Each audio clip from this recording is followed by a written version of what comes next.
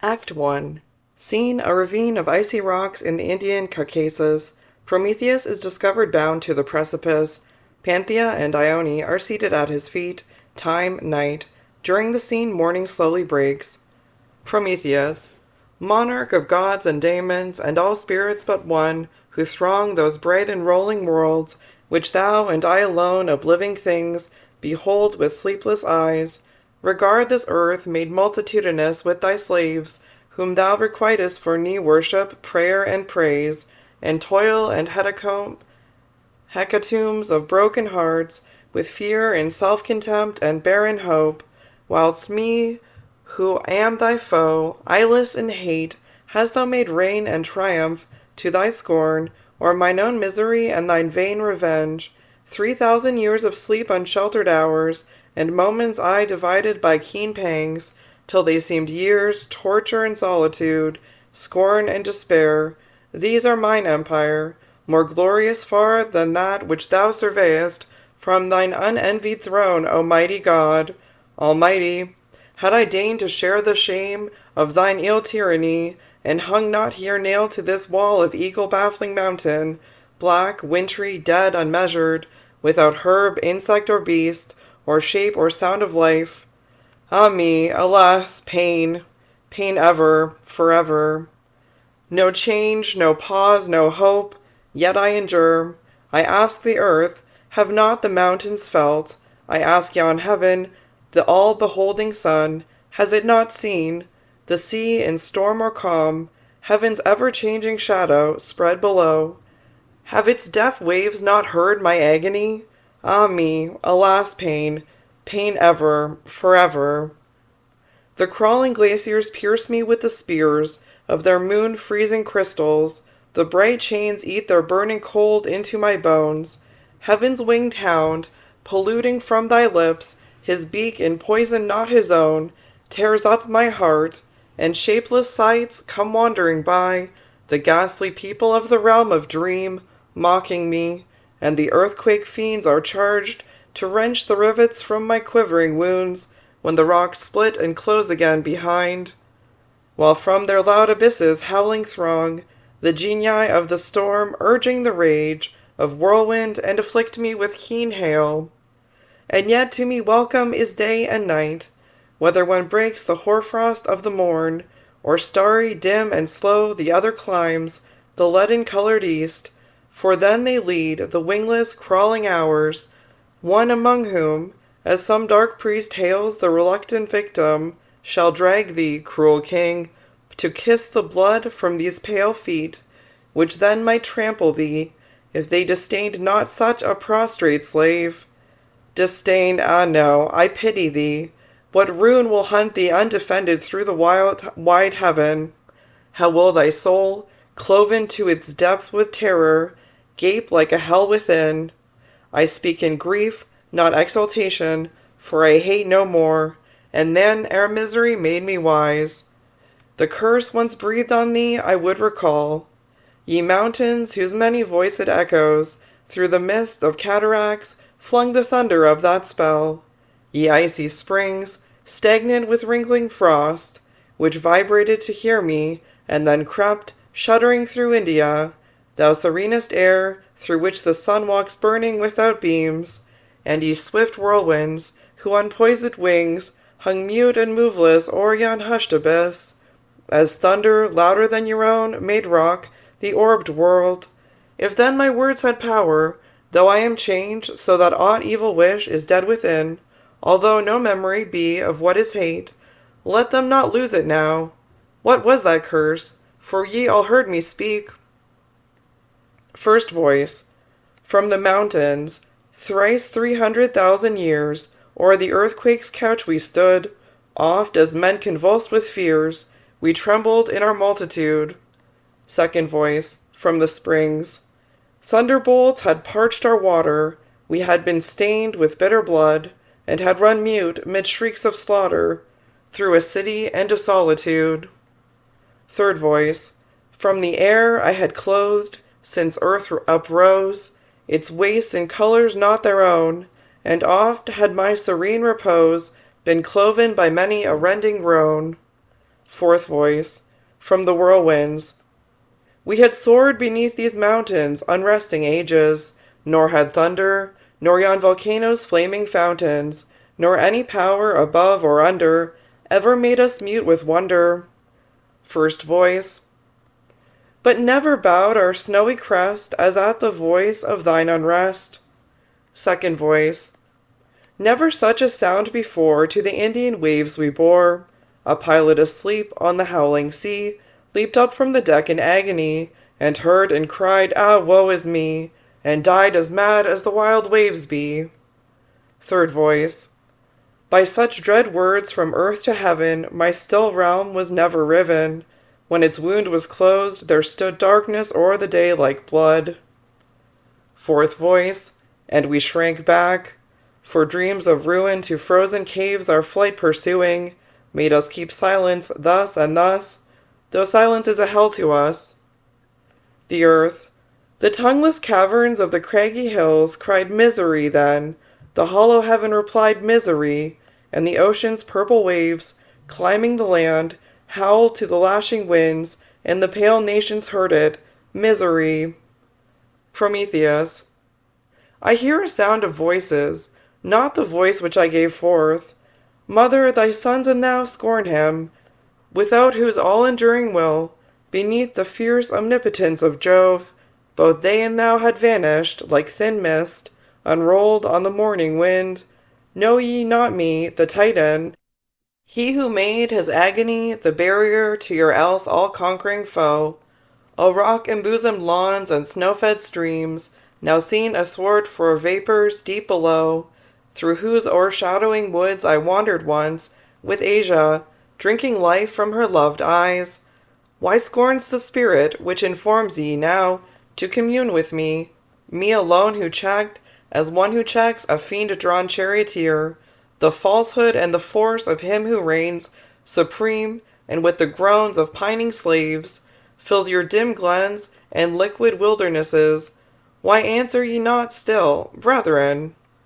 The earth. They dare not. Prometheus. Who dares? For I would hear that curse again. Ha, what an awful whisper rises up! 'Tis scarce like sound, it tingles through the frame as lightning tingles, hovering ere it strike. Speak, spirit. From thine inorganic voice I only know that thou art moving near, and love. How cursed I him! The earth. How canst thou hear who knowest not the language of the dead? Prometheus. Thou art a living spirit, speak as they. The earth. I dare not speak like life, lest heaven's fell king should hear, and link me to some wheel of pain more torturing than the one whereon I roll. Subtle thou art and good, and though the gods hear not this voice, yet thou art more than God, being wise and kind. Earnestly hearken now. Prometheus. Obscurely through my brain, like shadows dim, sweep awful thoughts, rapid and thick. I feel faint, like one mingled in entwining love, yet 'tis not pleasure. The earth. No, thou canst not hear. Thou art immortal, and this tongue is known only to those who die.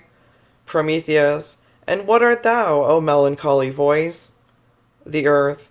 I am the earth, thy mother, she within whose stony veins, to the last fibre of the loftiest tree, whose thin leaves trembled in the frozen air, joy ran, as blood within a living frame, when thou didst from her bosom, like a cloud of glory arise, a spirit of keen joy, and at thy voice her pining sons uplifted their prostrate brows from the polluting dust, and our almighty tyrant with fierce dread grew pale, until his thunder chained thee here.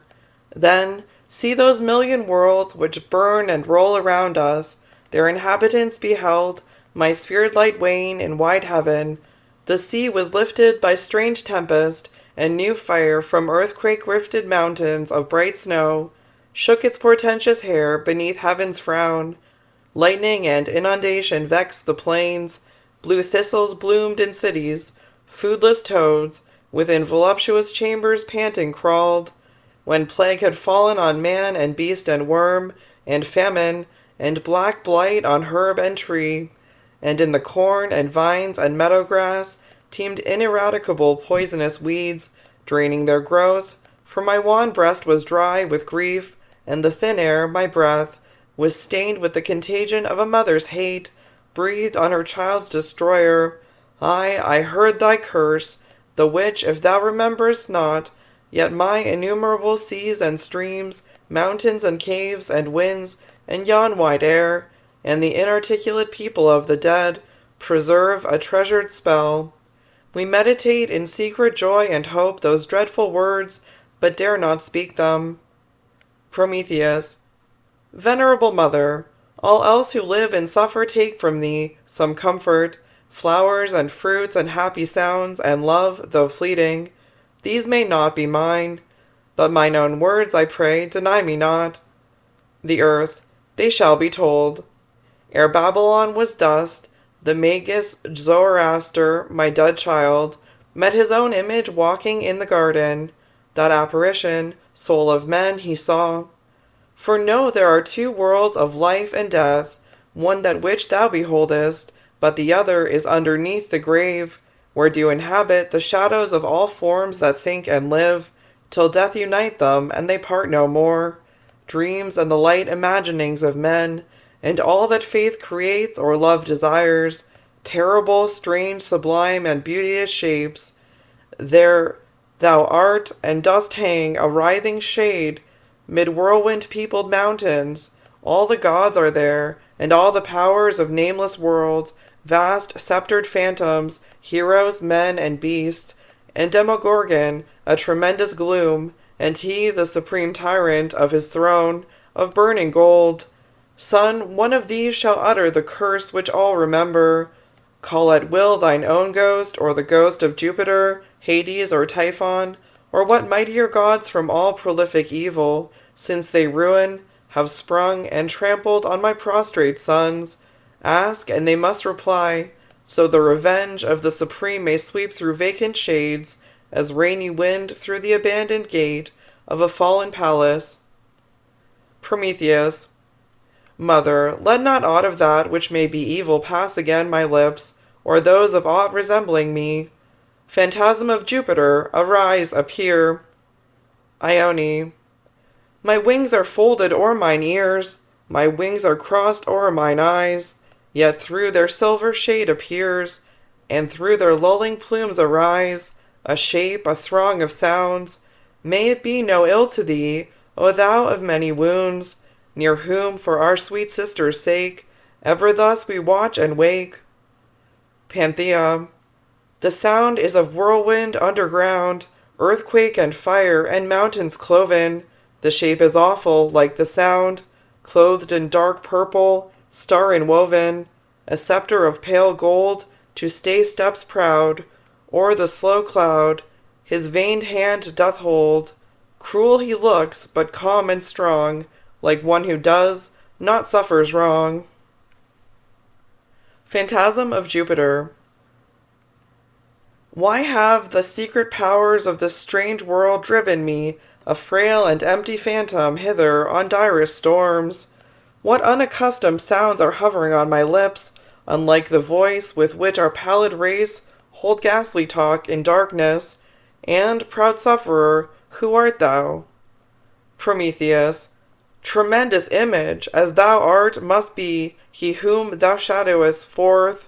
I am his foe, the Titan.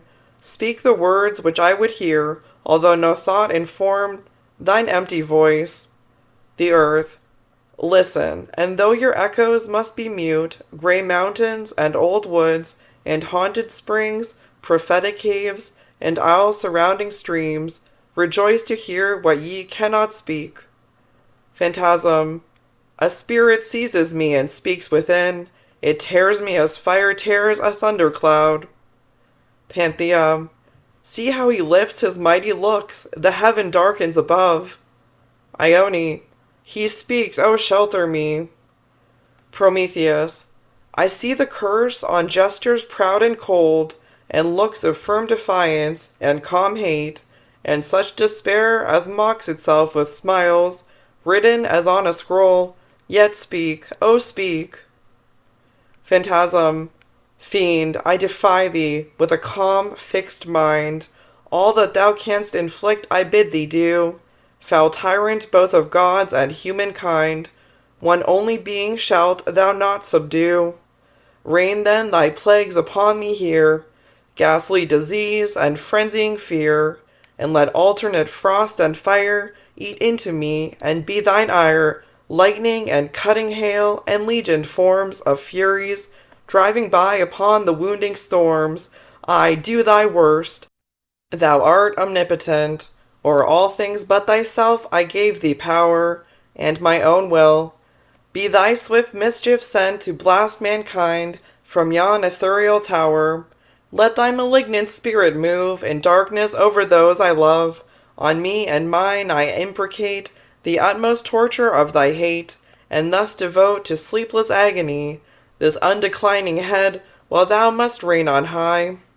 But thou, who art the God and Lord, O thou, who fillest with thy soul this world of woe, to whom all things of earth and heaven do bow in fear and worship, all prevailing foe, I curse thee.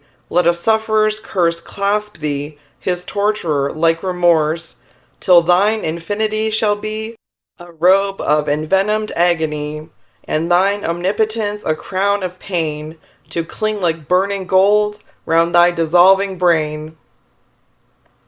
Heap on thy soul, by virtue of this curse, ill deeds, then be thou damned, beholding good, both infinite as is the universe, and thou and thy self-torturing solitude, an awful image of calm power. Though now thou sittest, let the hour come when thou must appear to be that which thou art internally, and after many a false and fruitless crime, scorn track thy lagging fall through boundless space and time. Prometheus, were these my words, O parent? The earth, they were thine. Prometheus, it doth repent me, words are quick and vain, grief for a while is blind, and so was mine. I wish no living thing to suffer pain. The earth, misery, O misery to me, that Jove at length should vanquish thee. Wail, howl aloud, land and sea, the earth's rent heart shall answer ye. Howl, spirits of the living and the dead, your refuge, your defense, lies fallen and vanquished. First echo, lies fallen and vanquished. Second echo, fallen and vanquished. Ione, fear not, 'tis but some passing spasm, the Titan is unvanquished still. But see, where through the azure chasm of yon forked and snowy hill, trampling the slant winds on high, with golden sandaled feet that glow under plumes of purple dye, like rose ensanguined ivory, a shape comes now, stretching on high from his right hand a serpent cinctured wand. Panthea, 'tis Jove's world, wandering herald, Mercury. Ione, and who are those with hydra tresses and iron wings that climb the wind, whom the frowning god represses, like vapor steaming up behind, clanging loud, an endless crowd?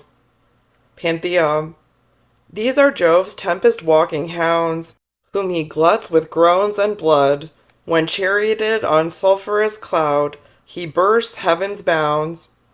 Ione, are they now led from the thin dead on new pangs to be fed? Panthea, the Titan looks as ever firm, not proud. First Fury, ha! I scent life. Second Fury, let me but look into his eyes. Third Fury, the hope of torturing him smells like a heap of corpses to a death-bird after battle. First Fury, darest thou delay, O herald? Take cheer, hounds of hell. What if the son of Maiasoon should make us food and sport? Who can please long the omnipotent? Mercury, back to your towers of iron, and gnash beside the streams of fire and wail your foodless teeth. Geryon, arise, and Gorgon, Chimera, and thou Sphinx, subtlest of fiends, who minister to Thebes' heaven's poisoned wine, unnatural love, and more unnatural hate, these shall perform your task. First Fury, Oh, mercy, mercy, we die with our desire. Drive us not back. Mercury. Crouch then in silence. Awful sufferer, to thee unwilling, most unwillingly, I come, by the great Father's will driven down, to execute a doom of new revenge. Alas, I pity thee, and hate myself that I can do no more. I from this sight returning for a season, heaven seems hell, so thy worn form pursues me night and day, smiling reproach. Wise art thou, firm and good, but vainly wouldst stand forth alone in strife against the Omnipotent, as yon clear lamps that measure and divide the weary years from which there is no refuge, long have taught and long must teach. Even now thy torturer arms with the strange might of unimagined pains the powers who scheme slow agonies in hell, and my commission is to lead them here, or what more subtle, foul, or savage fiends people the abyss, and leave them to their task. Be it not so. There is a secret known to thee, and to none else of living things, which may transfer the sceptre of white heaven, the fear of which perplexes the Supreme. Clothe it in words, and bid it clasp his throne in intercession, bend thy soul in prayer, and like a suppliant in some gorgeous fane, let the will kneel within thy haughty heart, for benefits and meek submission tame the fiercest and the mightiest. Prometheus. Evil minds change good to their own nature. I gave all he has, and in return he chains me here, years, ages, night and day. Whether the sun split my parched skin, or in the moony night the crystal-winged snow cling round my hair, whilst my beloved race is trampled down by his thought-executing ministers, such is the tyrant's recompense, 'tis just. He who is evil can receive no good, and for a world bestowed or a friend lost, he can feel hate, fear, shame, not gratitude. He but requites me for his own misdeed. Kindness to such is keen reproach, which breaks with bitter stings the light sleep of revenge. Submission thou dost know I cannot try. For what submission but that fatal word, the death seal of mankind's captivity, like the Sicilian's hair-suspended sword, which trembles o'er his crown, would he accept, or could I yield? Which yet I will not yield. Let others flatter crime where it sits throned in brief omnipotence, secure are they, for justice, when triumphant, will weep down pity, not punishment, on her own wrongs, too much avenged by those who err. I wait, enduring thus, the retributive hour, which since we spake is even nearer now. But hark, the hellhound's clamour, fear delay. Behold, heaven lowers under thy Father's frown. Mercury. Oh, that we might be spared, I to inflict, and thou to suffer. Once more answer me. Thou knowest not the period of Jove's power? Prometheus. I know but this, that it must come. Mercury. Alas, thou canst not count thy years to come of pain. Prometheus. They last while Jove must reign, nor more nor less do I desire or fear. Mercury. Yet pause and plunge into eternity, where recorded time, even all that we imagine, age on age, seems but a point, and the reluctant mind flags wearily in its unending flight, till it sink dizzy, blind, lost, shelterless. Perchance it has not numbered the slow years which thou must spend in torture, unreprieved. Prometheus. Perchance no thought can count them, yet they pass. Mercury. If thou mightest dwell among the gods the while, lapped in voluptuous joy? Prometheus. I would not quit this bleak ravine, these unrepentant pains. Mercury. Alas, I wonder at, yet pity thee. Prometheus. Pity the self-despising slaves of heaven, not me, within whose mind sits peace serene, as light in the sun, throned. How vain is talk! Call up thy fiends. Ione. O sister, look! White fire has cloven to the roots yon huge snow-loaded cedar. How fearfully God's thunder howls behind. Mercury. I must obey his words and thine, alas. Most heavily remorse hangs at my heart. Panthea. See where the child of heaven, with winged feet, runs down the slanted sunlight of the dawn. Ione. Dear sister, close thy plumes over thine eyes, lest thou behold and die. They come, blackening the birth of day with countless wings, and hollow underneath like death. First Fury. Prometheus. Second Fury. Immortal Titan. Third Fury. Champion of heaven's slaves. Prometheus. He whom some dreadful voice invokes is here, Prometheus the chained Titan. Horrible forms, what and who are ye? Never yet there came phantasm so foul through monster-teeming hell, from the all-miscreative brain of Jove. While I behold such execrable shapes, methinks I grow like what I contemplate, and laugh and stare in loathsome sympathy. First Fury. We are the ministers of pain and fear and disappointment and mistrust and hate and clinging crime, and as lean dogs pursue through wood and lake some struck and sobbing fawn, we track all things that weep and bleed and live, when the great king betrays them to our will. Prometheus. O many fearful natures in one name, I know ye, and these lakes and echoes know the darkness and the clangor of your wings. But why more hideous than your loathed selves, gather ye up in legions from the deep? Second Fury. We knew not that. Sisters, rejoice, rejoice. Prometheus. Can aught exult in its deformity? Second Fury. The beauty of delight makes lovers glad, gazing on one another, so are we. As from the rose which the pale priestess kneels to gather for her festal crown of flowers, the aerial crimson falls, flushing her cheek, so from our victim's destined agony, the shade which is our form invests us round, else we are shapeless as our mother night. Prometheus. I laugh your power and his who sent you here, to lowest scorn. Pour forth the cup of pain. First Fury. Thou thinkest we will rend thee bone from bone, and nerve from nerve, working like fire within? Prometheus. Pain is my element, and hate is thine. Ye rend me now, I care not. Second Fury. Dost imagine we will but laugh into thy lidless eyes? Prometheus. I weigh not what ye do, but what ye suffer, being evil. Cruel was the power which called you, or aught else so wretched, into light. Third Fury.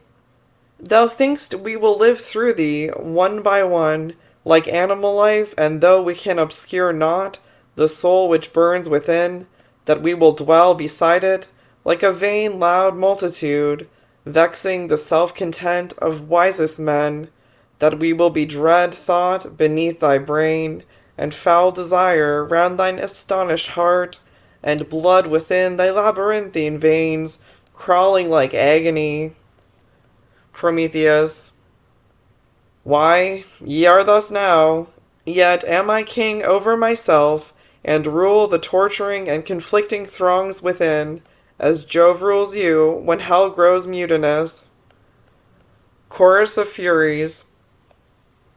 From the ends of the earth, where the night has its grave and the morning its birth, come, come, come, O ye who shake hills with the scream of your mirth when cities sink howling in ruin, and ye who with wingless footsteps trample the sea, and close upon shipwreck and famine's track, sit chattering with joy on the foodless wreck.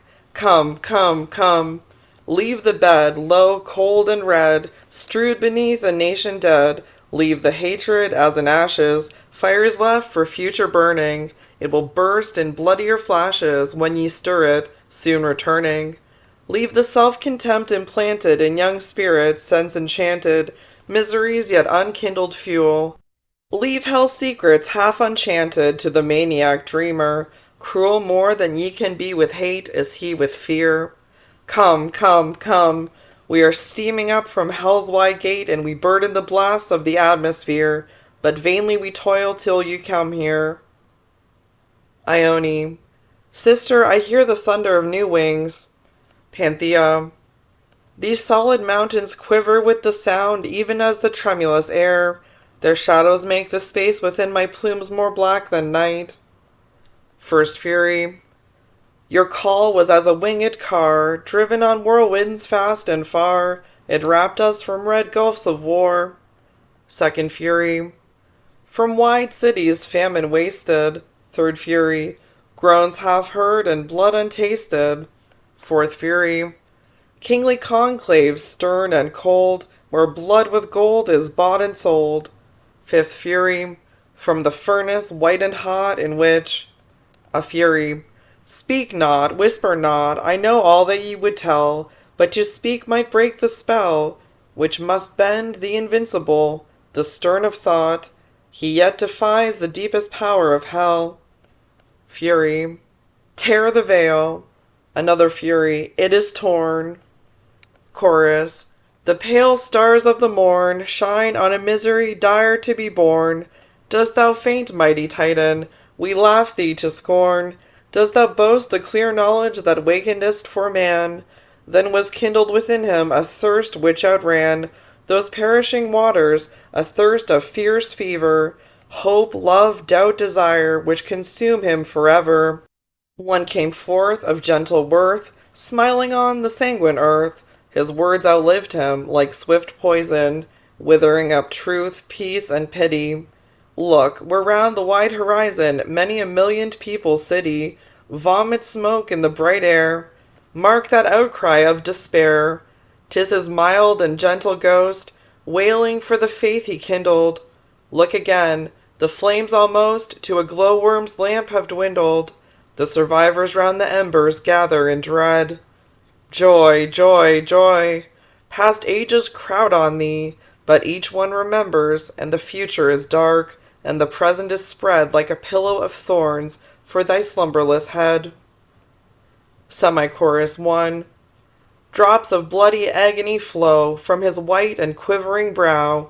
Grant a little respite now. See, a disenchanted nation spring like day from desolation. To truth its state is dedicate, and freedom leads it forth her mate, a legioned band of linked brothers, whom love calls children. Semi-chorus 2. 'Tis another's. See how kindred murder kin. 'Tis the vintage time for death and sin.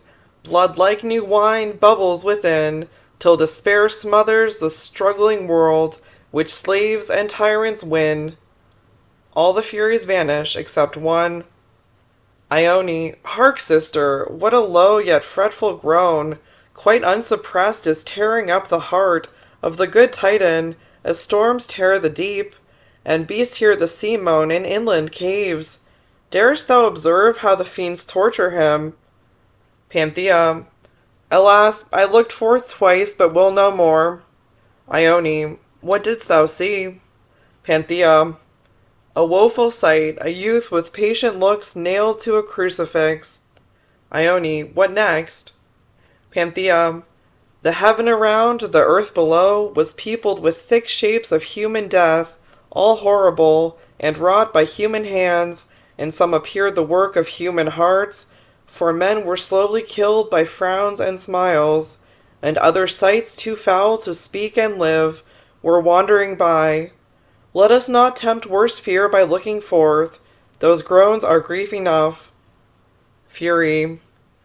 Behold an emblem, those who do endure deep wrongs for man and scorn and chains, but heap thousandfold torment on themselves and him. Prometheus.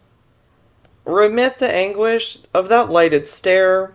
Close those wan lips, let that thorn-wounded brow stream not with blood, it mingles with thy tears. Fix those tortured orbs in peace and death, so thy sick throes shake not that crucifix, so those pale fingers play not with thy gore. O horrible! Thy name I will not speak, it hath become a curse.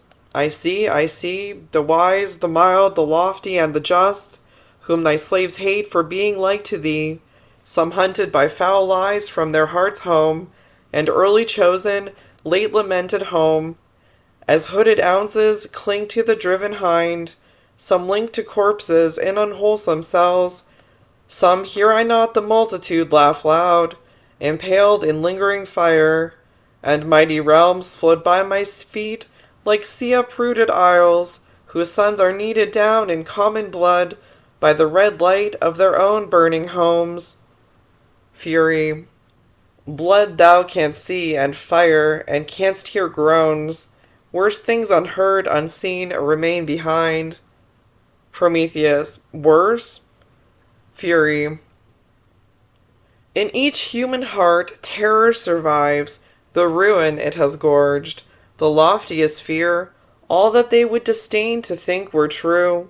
Hypocrisy and custom make their minds the fanes of many a worship, now outworn. They dare not devise good for man's estate, and yet they know not that they do not dare. The good want power, but to weep barren tears. The powerful goodness want, worse need for them. The wise want love, and those who love want wisdom, and all best things are thus confused to ill. Many are strong and rich, and would be just, but live among their suffering fellow men, as if none felt, they know not what they do. Prometheus. Thy words are like a cloud of winged snakes, and yet I pity those, they torture not. Fury. Thou pitiest them, I speak no more. Vanishes. Prometheus. Ah woe, alas, pain, pain ever, forever. I close my tearless eyes, but see more clear thy works within my woe-illumed mind. Thou subtle tyrant, peace is in the grave. The grave hides all things beautiful and good. I am a god, and cannot find it there, nor would I seek it. For, though dread revenge, this is defeat, fierce king, not victory. The sights with which thou torturest gird my soul with new endurance, till the hour arrives when they shall be no types of things which are. Panthea. Alas, what sawest thou? Prometheus. There are two woes, to speak and to behold. Thou spare me one. Names are there, nature's sacred watchwords they, were borne aloft in bright emblazonry. The nations thronged around and cried aloud, as with one voice, truth, liberty, and love. Suddenly fierce confusion fell from heaven among them. There was strife, deceit, and fear. Tyrants rushed in and did divide the spoil. This was the shadow of the truth I saw. The earth. I felt thy torture, son, with such mixed joy as pain and virtue give. To cheer thy state, I bid ascend those subtle and fair spirits, whose homes are the dim caves of human thought, and who inhabit, as birds wing the wind, its world-surrounding ether. They behold beyond that twilight realm, as in a glass, the future. May they speak comfort to thee. Panthea. Look, sister, where a troop of spirits gather, like flocks of clouds in spring's delightful weather, thronging in the blue air. Ione.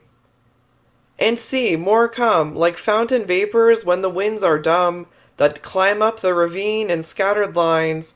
And hark, is it the music of the pines? Is it the lake? Is it the waterfall? Panthea. 'Tis something sadder, sweeter far than all. Chorus of spirits.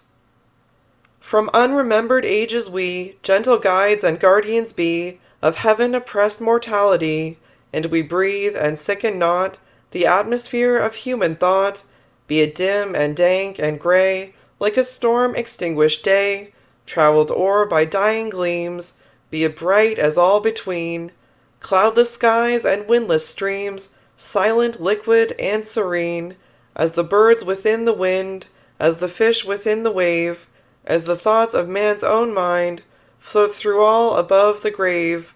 We make there our liquid lair, voyaging cloud-like and unpent through the boundless element.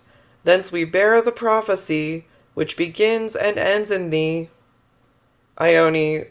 More yet to come, one by one, the air around them looks radiant as the air around a star. First Spirit.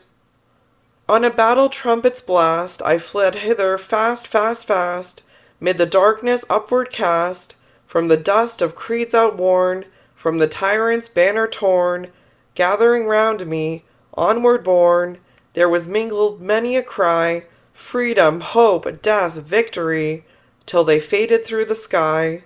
And one sound above, around, one sound beneath, around, above, was moving. 'Twas the soul of love, 'twas the hope, the prophecy, which begins and ends in thee. Second Spirit.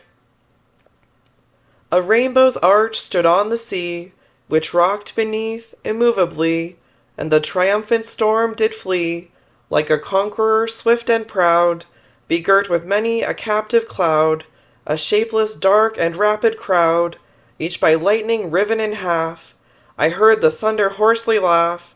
Mighty fleets were strewn like chaff, and spread beneath the hell of death. O'er the white waters I alit on a great ship lightning split, and speeded hither on the sigh of one who gave an enemy his plank, then plunged aside to die. Third Spirit. I sat beside a sage's bed, and the lamp was burning red, near the book where he had fed, when a dream with plumes of flame to his pillow hovering came, and I knew it was the same which had kindled long ago pity, eloquence, and woe, and the world a while below wore the shade its lustre made. It has borne me here as fleet as desire's lightning feet. I must ride it back ere morrow, or the sage will wake in sorrow. Fourth Spirit. On a poet's lips I slept, dreaming like a love adept in the sound his breathing kept, nor seeks nor finds his mortal blisses, but feeds on the aerial kisses of shapes that haunt thought's wildernesses. He will watch from dawn to gloom, the lake-reflected sun illume, the yellow bees in the ivy bloom, nor heed nor see what things they be, but from these create he can forms more real than living man, nurslings of immortality. One of these awakened me, and I sped to succor thee.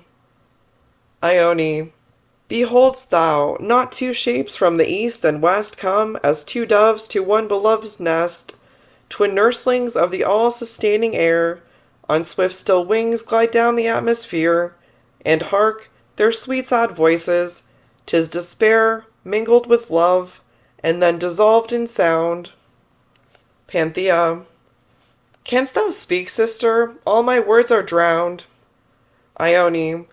Their beauty gives me voice. See how they float on their sustaining wings of skyey grain, orange and azure deepening into gold. Their soft smiles light the air like a star's fire. Chorus of Spirits. Hast thou beheld the form of love? Fifth Spirit.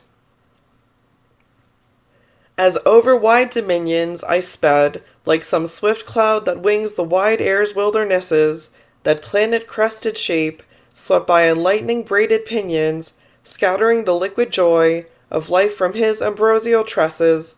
His footsteps paved the world with light, but as I passed 'twas fading, and hollow ruin yawned behind.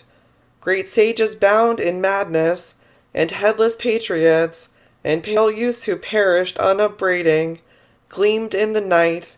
I wandered o'er till thou, O King of sadness, turned by thy smile the worst I saw to recollected gladness. Sixth Spirit. Ah, sister, desolation is a delicate thing. It walks not on the earth, it floats not on the air, but treads with killing footsteps, and fans with silent wing the tender hopes which in their hearts the best and gentlest bear, who, soothed to false repose by the fanning plumes above, and the music-stirring motion of its soft and busy feet, dream visions of aerial joy, and call the monster love and wake and find the shadow pain, as he whom now we greet. Chorus. Though ruin now love's shadow be, following him destroyingly, on death's white and winged steed, which the fleetest cannot flee, trampling down both flower and weed, man and beast, and foul and fair, like a tempest through the air, thou shalt quell this horseman grim, woundless though in heart or limb. Prometheus. Spirits, how know ye this shall be? Chorus. In the atmosphere we breathe, as buds grow red when the snowstorms flee, from spring gathering up beneath, whose mild winds shake the elder brake, and the wandering herdsmen know that the white thorn soon will blow, wisdom, justice, love, and peace, when they struggle to increase, are to us as soft winds be, to shepherd boys the prophecy, which begins and ends in thee. Ione. Where are the spirits fled? Panthea. Only a sense remains of them, like the omnipotence of music, when the inspired voice and lute languish, ere yet the responses are mute, which through the deep and labyrinthine soul, like echoes through long caverns wind and roll. Prometheus. How fair these airborne shapes, and yet I feel most vain all hope but love, and thou art far, Asia, who, when my being overflowed, wert like a golden chalice to bright wine, which else had sunk into the thirsty dust. All things are still. Alas, how heavily this quiet morning weighs upon my heart, though I should dream I could even sleep with grief. If slumber were denied not, I would fain be what it is my destiny to be, the savior and the strength of suffering man, or sink into the original gulf of things. There is no agony, and no solace left. Earth can console, heaven can torment no more. Panthea. Hast thou forgotten one who watches thee the cold dark night, and never sleeps but when the shadow of thy spirit falls on her? Prometheus. I said all hope was vain but love. Thou lovest. Panthea. Deeply in truth, but the eastern star looks white, and Asia waits in that far Indian vale, the scene of her sad exile, rugged once and desolate and frozen, like this ravine, but now invested with fair flowers and herbs, and haunted by sweet airs and sounds, which flow among the woods and waters from the ether of her transforming presence, which would fade if it were mingled not with thine. Farewell. Act 2, Scene 1. Morning. A lovely vale in the Indian Caucasus. Asia alone. Asia. From all the blasts of heaven thou hast descended, yes, like a spirit, like a thought, which makes unwonted tears throng to the horny eyes, and beatings haunt the desolated heart, which should have learned repose. Thou hast descended, cradled in tempest, thou dost wake, O spring, a child of many winds, as suddenly thou comest as the memory of a dream, which now is sad, because it hath been sweet, like genius or like joy, which riseth up as from the earth, clothing with golden clouds the desert of our life. This is the season, this the day, the hour. At sunrise thou shouldst come, sweet sister mine, too long desired, too long delaying, come. How like death worms the wingless moments crawl. The point of one white star is quivering still, deep in the orange light of widening morn, beyond the purple mountains, through a chasm of wind-divided mist the darker lake reflects it. Now it wanes, it gleams again, as the waves fade, and as the burning threads of woven cloud unravel in pale air. 'Tis lost, and through yon peaks of cloud-like snow the roseate sunlight quivers. Hear I not the aeolian music of her sea-green plumes winnowing the crimson dawn? Panthea enters. I feel, I see, those eyes which burn through smiles that fade in tears, like stars half quenched in mists of silver dew. Beloved and most beautiful, who wearest the shadow of that soul by which I live, how late thou art! The sphered sun had climbed the sea. My heart was sick with hope. before the printless air felt thy belated plumes. Panthea. Pardon, great sister, but my wings were faint with the delight of a remembered dream, as are the noontide plumes of summer winds, satiate with sweet flowers. I was wont to sleep peacefully, and awake refreshed and calm, before the sacred Titans' fall, and thy unhappy love had made, through use and pity, both love and woe familiar to my heart, as they had grown to thee, ere while I slept under the glaucous caverns of old ocean, with dim bowers of green and purple moss, our young Ione's soft and milky arms, locked then, as now, behind my dark, moist hair, while my shut eyes and cheek were pressed within the folded depth of her life-breathing bosom. But not as now, since I am made the wind which fails beneath the music that I bear of thy most wordless converse, since dissolved into the sense with which love talks, my rest was troubled and yet sweet, my waking hours too full of care and pain. Asia. Lift up thine eyes, and let me read thy dream. Panthea. As I have said, with our sea-sister at his feet I slept. The mountain mists, condensing at our voice, under the moon, had spread their snowy flakes, from the keen ice shielding our linked sleep. Then two dreams came. One I remember not, but in the other his pale wound-worn limbs fell from Prometheus, and the azure night grew radiant with the glory of that form which lives unchanged within, and his voice fell like music, which makes giddy the dim brain, faint with intoxication of keen joy. Sister of her whose footsteps pave the world with loveliness, more fair than aught but her, whose shadow thou art, lift thine eyes on me. I lifted them. The overpowering light of that immortal shape was shadowed o'er by love, which, from his soft and flowing limbs, and passion-parted lips, and keen faint eyes, steamed forth like vaporous fire, an atmosphere which wrapped me in its all-dissolving power, as the warm ether of the morning sun wraps ere it drinks some cloud of wandering dew.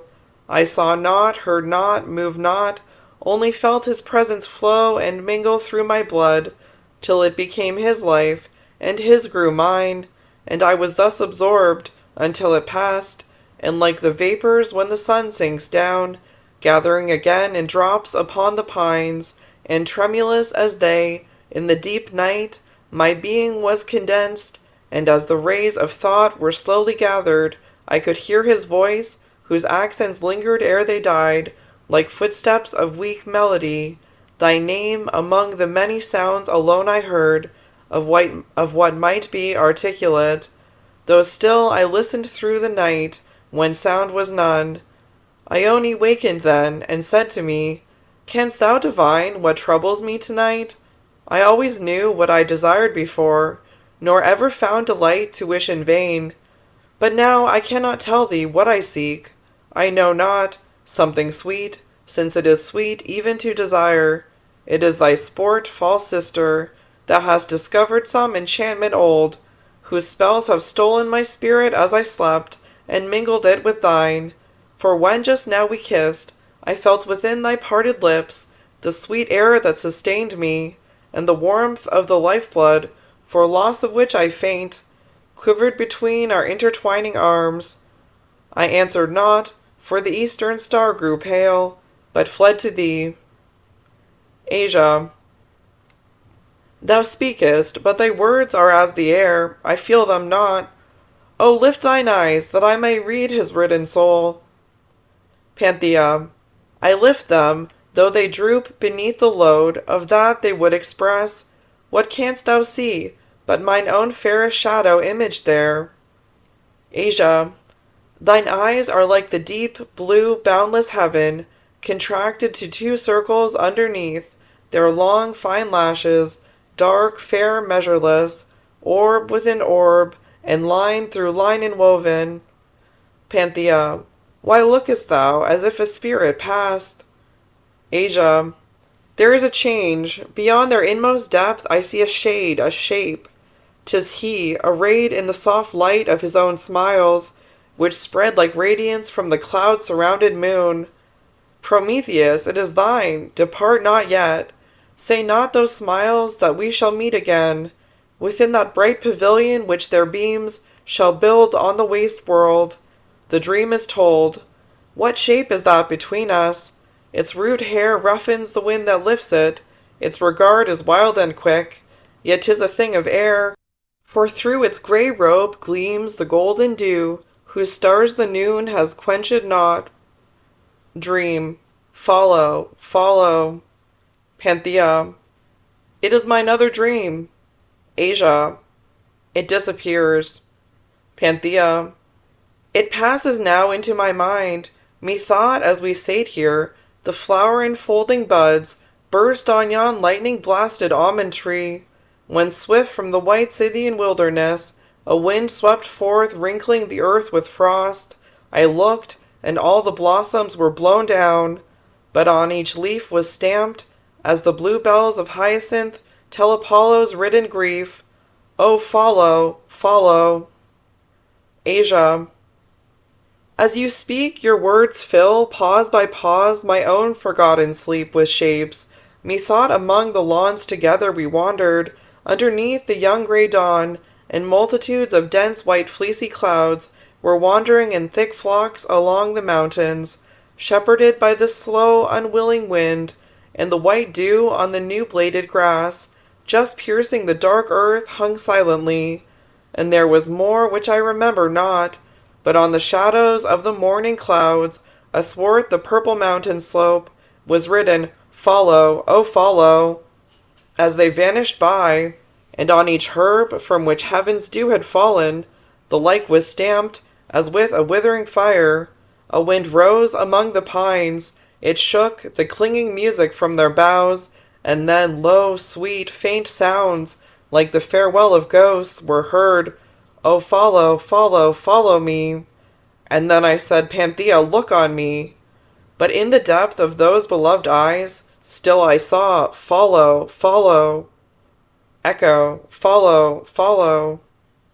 Panthea, the crags this clear spring morning mock our voices, as they were spirit-tongued.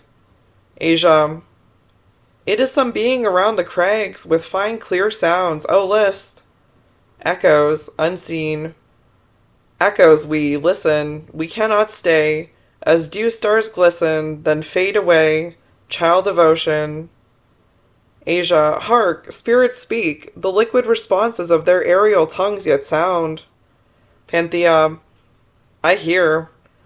Echoes, oh follow, follow, as our voice recedeth through the cavern's hollow, where the forest spreadeth. More distant, oh follow, follow, through the cavern's hollow, as the song floats thou pursue, where the wild bee never flew, through the noontide darkness deep, by the odor-breathing sleep of faint night flowers and the waves, at the fountain-lighted caves, while our music, wild and sweet, mocks thy gently falling feet, child of ocean. Asia, shall we pursue the sound? It grows more faint and distant. Panthea, list, the strain floats nearer now. Echoes, in the world unknown sleeps a voice unspoken, by thy step alone can its rest be broken, child of ocean. Asia, how the notes sink upon the ebbing wind.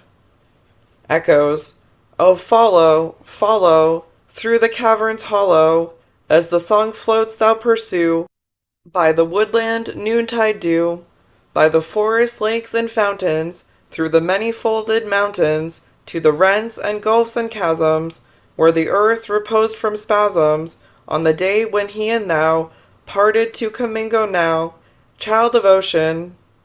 Asia, come, sweet Panthea, link thy hand in mine, and follow ere the voices fade away.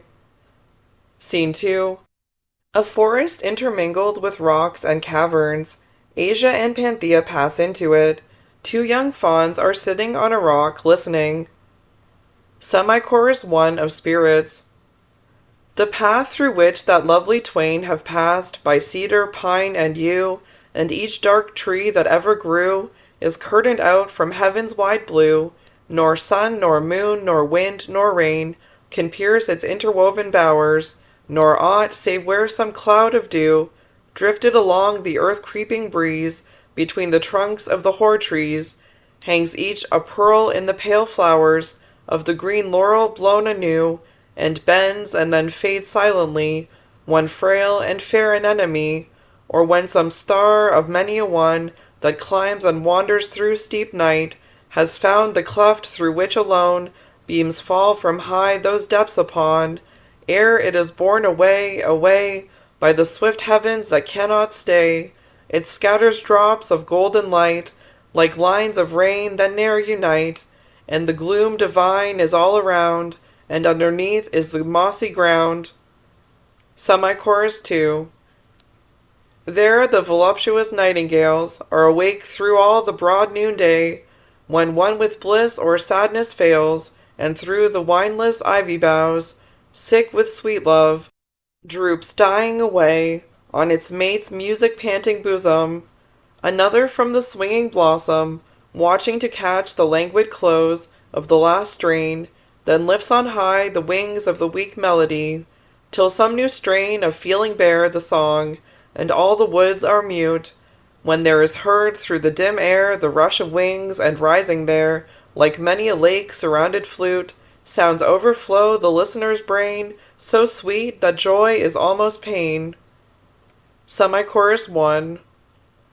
There those enchanted eddies play of echoes music-tongued which draw, by Demogorgon's mighty law, with melting rapture or sweet awe, all spirits on that secret way, as inland boats are driven to ocean, down streams made strong with mountain thaw, and first there comes a gentle sound to those in talk or slumber bound, and wakes the destined, soft emotion attracts, impels them, those who saw, say from the breathing earth behind, there steams a plume uplifting wind, which drives them on their path, while they believe their own soft wings and feet the sweet desires within obey, and so they float upon their way, until still sweet but loud and strong, the storm of sound is driven along, sucked up and hurrying, as they fleet behind, its gathering billows meet, and to the fatal mountain bear, like clouds amid the yielding air. First Faun. Canst thou imagine where those spirits live which make such delicate music in the woods? We haunt within the least frequented caves and closest coverts, and we know these wilds, yet never meet them, though we hear them oft. Where may they hide themselves? Second Faun. 'Tis hard to tell. I've heard those more skilled in spirit say, the bubbles which the enchantment of the sun sucks from the pale faint water-flowers that pave the oozy bottom of clear lakes and pools are the pavilions where such dwell and float under the green and golden atmosphere which noontide kindles through the woven leaves, and when these burst, and the thin fiery air, the which they breathed within those lessened domes, ascends to flow like meteors through the night, they ride on them, and rein their headlong speed, and bow their burning crests, and glide in fire under the waters of the earth again. First Faun. If such live thus, have others other lives, under pink blossoms, or within the bells of meadow flowers, or folded violets deep, or on their dying odors when they die, or in the sunlight of the sphered dew? Second Faun. Ay, many more which we may well divine. But should we stay to speak, noontide would come, and thwart Silenus find his goats undrawn, and grudge to sing those wise and lovely songs of fate and chance and God and chaos old, and love and the chained Titan's woeful doom, and how he shall be loosed, and make the earth one brotherhood, delightful strains which cheer our solitary twilights, and which charm to silence the unenvying nightingales. Scene 3. A pinnacle of rock among mountains, Asia and Panthea. Panthea. Hither the sound has borne us, to the realm of Demogorgon, and the mighty portal, like a volcano's meteor-breathing chasm, whence the oracular vapor is hurled up, which lonely men drink wandering in their youth, and call truth, virtue, love, genius, or joy, that maddening wine of life, whose dregs they drain to deep intoxication, and uplift, like maenads who cry loud, Evo, Evo, the voice which is contagion to the world. Asia. Fit throne for such a power, magnificent, how glorious art thou, earth, and if thou be the shadow of some spirit lovelier still, though evil stain its work, and it should be, like its creation, weak yet beautiful, I could fall down and worship that in thee. Even now my heart adoreth. Wonderful. Look, sister, ere the vapor dim thy brain. Beneath is a wide plain of billowy mist, as a lake, paving in the morning sky, with azure waves which burst in silver light. Some Indian vale. Behold it, rolling on under the curdling winds, and islanding the peak whereon we stand, midway around, encinctured by the dark and blooming forests, dim twilight lawns and stream-illumined caves, and wind-enchanted shapes of wandering mist, and far on high the keen sky-cleaving mountains, from icy spires of sun-like radiance fling the dawn, as lifted ocean's dazzling spray, from some Atlantic islet scattered up, spangles the wind with lamp-like water drops. The vale is girded with their walls, a howl of cataracts from their thaw-cloven ravines satiates the listening wind, continuous, vast, awful as silence. Hark, the rushing snow, the sun-awakened avalanche, whose mass, thrice sifted by the storm, has gathered there, flake after flake, in heaven-defying minds, as thought by thought is piled, till some great truth is loosened, and the nations echo round, shaken to their roots, as do the mountains now. Panthea. Look how the gusty sea of mist is breaking in crimson foam, even at our feet. It rises as ocean at the enchantment of the moon, round foodless men wracked on some oozy isle. Asia. The fragments of the cloud are scattered up. The wind that lifts them disentwines my hair. Its billows now sweep o'er mine eyes. My brain grows dizzy. I see shapes within the mist. Panthea. A countenance with beckoning smiles. There burns an azure fire within its golden locks. Another and another, hark, they speak. Song of spirits. To the deep, down, down, through the shade of sleep, through the cloudy strife of death and of life, through the veil and the bar of things which seem and are, even to the steps of the remotest throne, down, down, while the sound whirls around, down, down, as the fawn draws the hound, as the lightning the vapor, as a weak moth the taper, death, despair, love, sorrow, time, both, today, tomorrow, as steel obeys the spirit of the stone, down, down, through the grey, void abysm, down, down, where the air is no prism, and the moon and stars are not, and the cavern crags wear not the radiance of heaven, nor the gloom to earth given, where there is one pervading, one alone, down, down, in the depth of the deep, down, down, like veiled lightning asleep, like the spark nursed in embers, the last look love remembers, like a diamond which shines on the dark wealth of minds, a spell is treasured but for thee alone, down, down. We have bound thee, we guide thee, down, down, with the bright form beside thee. Resist not the weakness, such strength is in meekness, that the eternal, the immortal, must unloose through life's portal the snake-like doom coiled underneath his throne, by that alone. Scene 4. The Cave of Demogorgon, Asia and Panthea. Panthea. What veiled form sits on that ebon throne?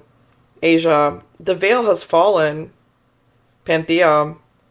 I see a mighty darkness filling the seat of power, and rays of gloom dart around, as light from the meridian sun, ungazed upon and shapeless, neither limb nor form nor outline, yet we feel it is a living spirit. Demogorgon. Ask what thou wouldst know.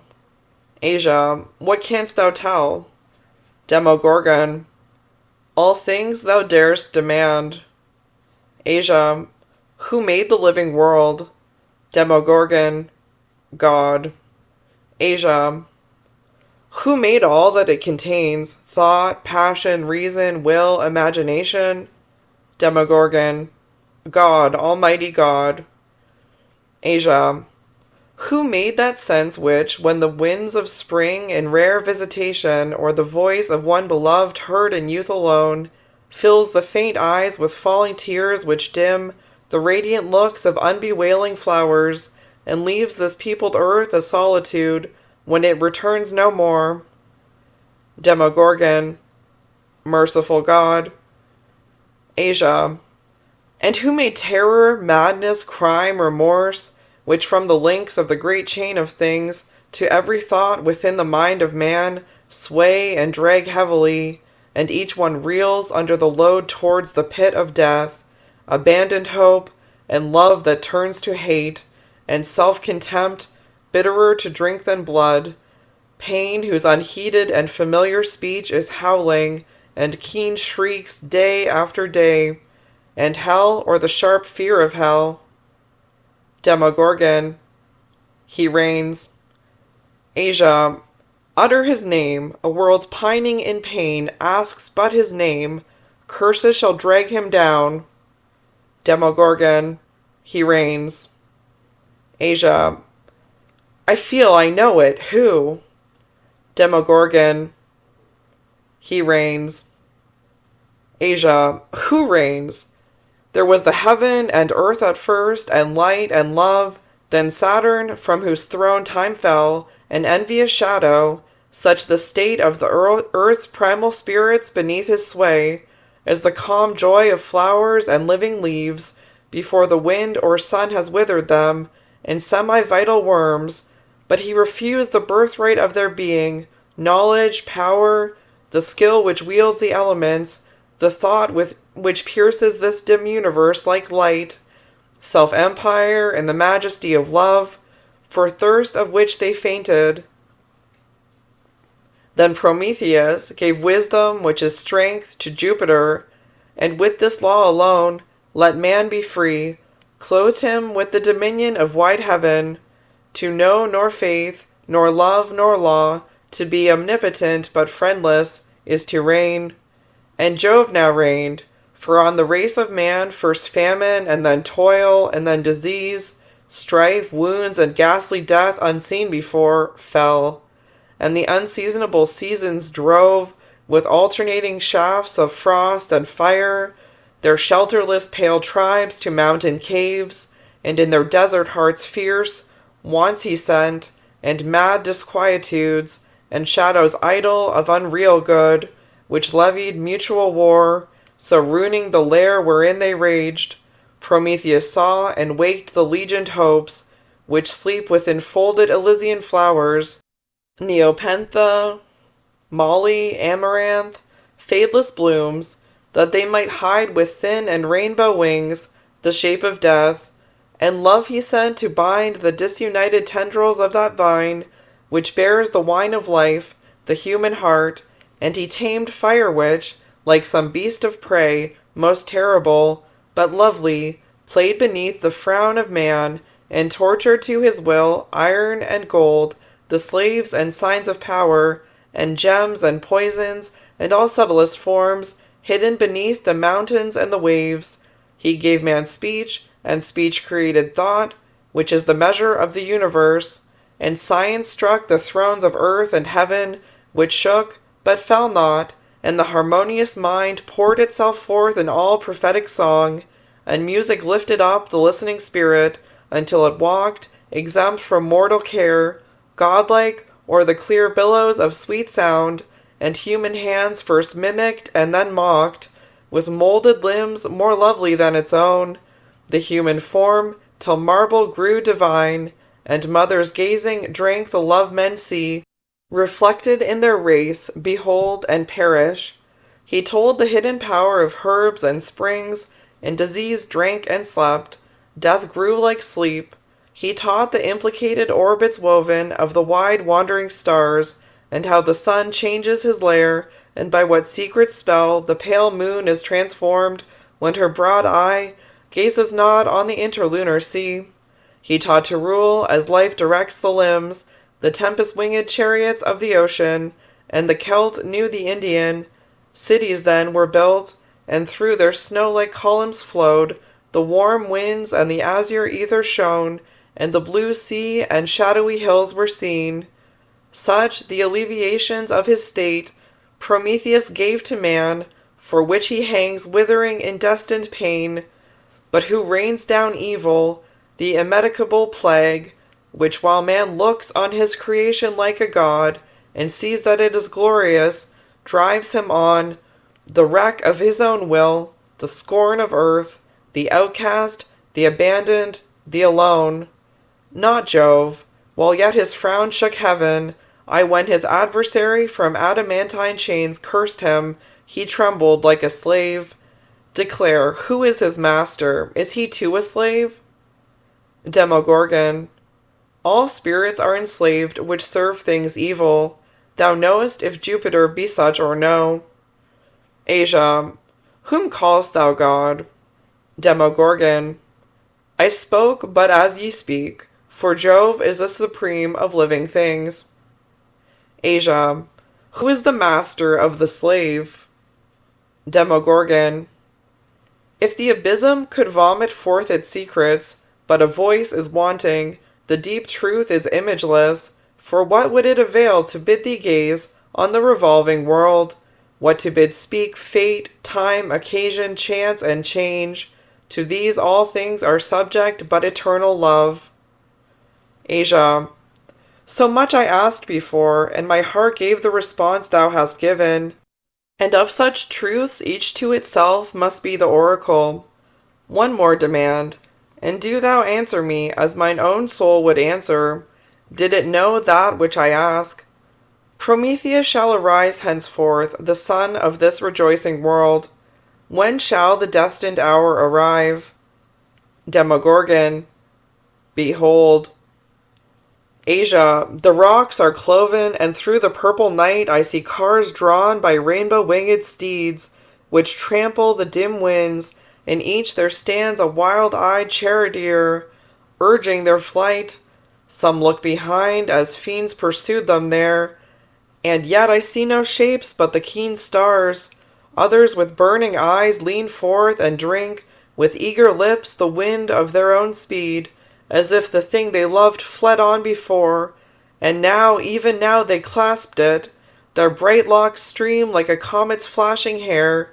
They all sweep onward. Demogorgon. These are the immortal hours, of whom thou didst demand. One waits for thee. Asia. A spirit with a dreadful countenance checks its dark chariot by the craggy gulf. Unlike thy brethren, ghastly charioteer, who art thou? Whither wouldst thou bear me? Speak. Spirit. I am the shadow of a destiny, more dread than is my aspect. Ere yon planet has set, the darkness which ascends with me shall wrap in lasting night heaven's kingless throne. Asia. What meanest thou? Panthea. That terrible shadow floats up from its throne, as may the lurid smoke of earthquake-ruined cities o'er the sea. Lo, it ascends the car, the coursers fly terrified. Watch its path among the stars blackening the night. Asia. Thus I am answered, strange. Panthea. See, near the verge, another chariot stays, an ivory shell inlaid with crimson fire, which comes and goes within its sculptured rim, of delicate strange tracery. The young spirit that guides it has the dove-like eyes of hope. How its soft smiles attract the soul, as light lures winged insects through the lampless air. Spirit. My coursers are fed with the lightning, they drink of the whirlwind's stream, and when the red morning is brightening, they bathe in the fresh sunbeam. They have strength for their swiftness, I deem. Then ascend with me, daughter of ocean. I desire, and their speed makes night kindle. I fear they outstrip the typhoon. Ere the cloud piled on Atlas can dwindle, we encircle the earth and the moon. We shall rest from long labors at noon. Then ascend with me, daughter of ocean. Scene 5. The car pauses within a cloud on the top of a snowy mountain. Asia, Panthea, and the spirit of the hour. Spirit. On the brink of the night and the morning, my coursers are wont to respire, but the earth has just whispered a warning that their flight must be swifter than fire. They shall drink the hot speed of desire. Asia.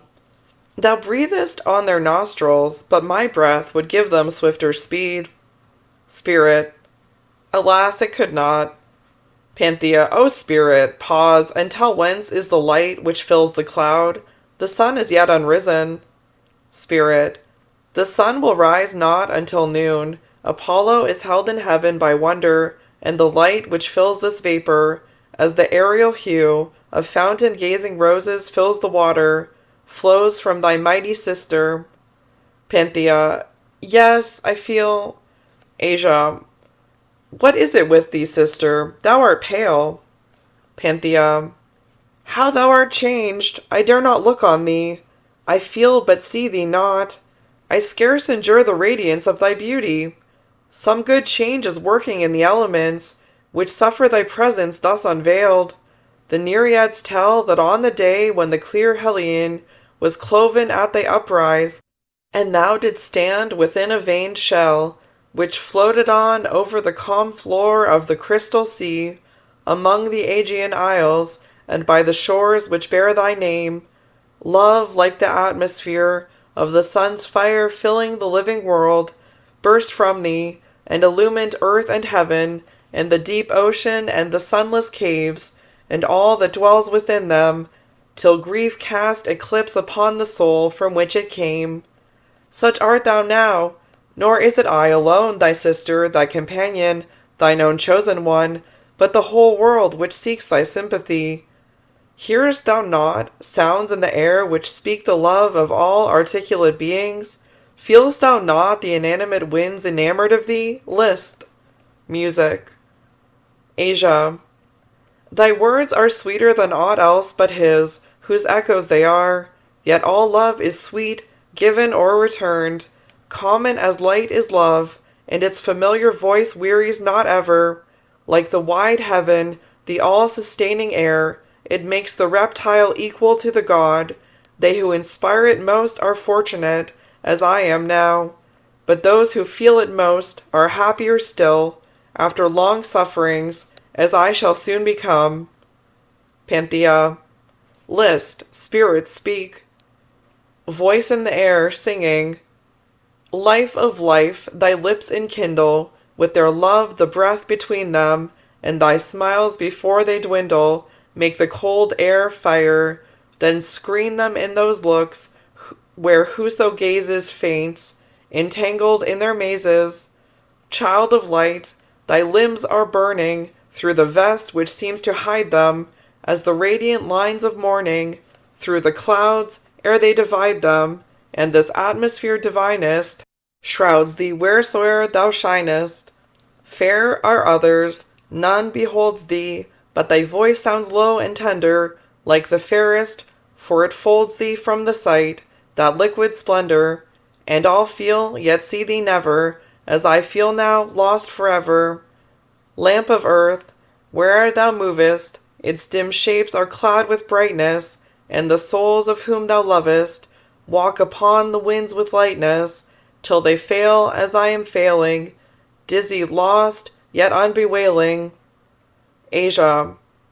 My soul is an enchanted boat, which, like a sleeping swan, doth float upon the silver waves of thy sweet singing, and thine doth like an angel sit beside a helm conducting it, whilst all the winds with melody are ringing. It seems to float ever forever upon that many winding river, between mountains, woods, abysses, a paradise of wildernesses, till like one in slumber bound, borne to the ocean, I float down, around, into a sea profound of ever-spreading sound. Meanwhile thy spirit lifts its pinions in music's most serene dominions, catching the winds that fan that happy heaven, and we sail on away afar, without a course, without a star, but by the instinct of sweet music driven, till through Elysian garden islets, by the most beautiful of pilots, where never mortal pinnace glided, the boat of my desire is guided, realms where the air we breathe is love, which in the winds on the waves doth move, harmonizing this earth with what we feel above. We have passed ages' icy caves, and manhood's dark and tossing waves, and youth's smooth ocean, smiling to betray. Beyond the glassy gulfs we flee, of shadow-peopled infancy, through death and birth, to a diviner day, a paradise of vaulted bowers, lit by downward-gazing flowers, and watery paths that wind between wildernesses calm and green, peopled by shapes too bright to see, and rest having beheld somewhat like thee, which walk upon the sea, and chant melodiously. Act 3, Scene 1. Heaven. Jupiter on his throne, Thetis and the other deities assembled. Jupiter. Ye congregated powers of heaven, who share the glory and the strength of him ye serve, rejoice. Henceforth I am omnipotent. All else has been subdued to me. Alone the soul of man, like unextinguished fire, yet burns towards heaven with fierce reproach and doubt, and lamentation, and reluctant prayer, hurling up insurrection, which might make our antique empire insecure, though built on eldest faith, and hell's coeval fear, and though my curses through the pendulous air, like snow on herbless peaks, fall flake by flake, and cling to it, though under my wrath's night it climb the crags of life step after step, which wound it, as ice wounds unsandaled feet, it yet remains supreme o'er misery, aspiring, unrepressed, yet soon to fall. Even now have I begotten a strange wonder, that fatal child, the terror of the earth, who waits but till the destined hour arrive, bearing from Demogorgon's vacant throne the dreadful might of ever-living limbs, which clothe that awful spirit unbeheld, to re-descend and trample out the spark. Pour forth heaven's wine, Idaean Ganymede, and let it fill the daedal cups like fire, and from the flower enwoven soil divine, ye all triumphant harmonies, arise, as dew from earth under the twilight stars. Drink, be the nectar circling through your veins, the soul of joy, ye ever-living gods, till exaltation burst in one wide voice, like music from Elysian winds, and thou ascend beside me, veiled in the light of the desire which makes thee one with me, Thetis, bright image of eternity, when thou didst cry, insufferable might, God, spare me. I sustain not the quick flames, the penetrating presence, all my being, like him whom the Numidian seps did thaw, into a dew with poison is dissolved, sinking through its foundations, even then two mighty spirits, mingling, made a third, mightier than either, which, unbodied now, between us floats, felt although unbeheld, waiting the incarnation, which ascends. Hear ye the thunder of the fiery wheels grinding the winds? From Demogorgon's throne, victory, victory! Feel'st thou not, O world, the earthquake of his chariot thundering up Olympus? The car of the hour arrives. Demogorgon descends and moves towards the throne of Jupiter. Awful shape, what art thou? Speak. Demogorgon. Eternity. Demand no direr name. Descend and follow me down the abyss. I am thy child, as thou wert Saturn's child, mightier than thee, and we must dwell together, henceforth in darkness. Lift thy lightnings not, the tyranny of heaven none may retain, or reassume or hold, succeeding thee. Yet if thou wilt, as 'tis the destiny of trodden worms to writhe till they are dead, put forth thy might. Jupiter. Detested prodigy! Even thus beneath the deep Titanian prisons I trample thee. Thou lingerest? mercy, mercy. No pity, no release, no respite. Oh, that thou wouldst make mine enemy my judge, even where he hangs, seared by my long revenge, on Caucasus. He would not do me thus. Gentle and just and dreadless, is he not, the monarch of the world? What then art thou? No refuge, no appeal.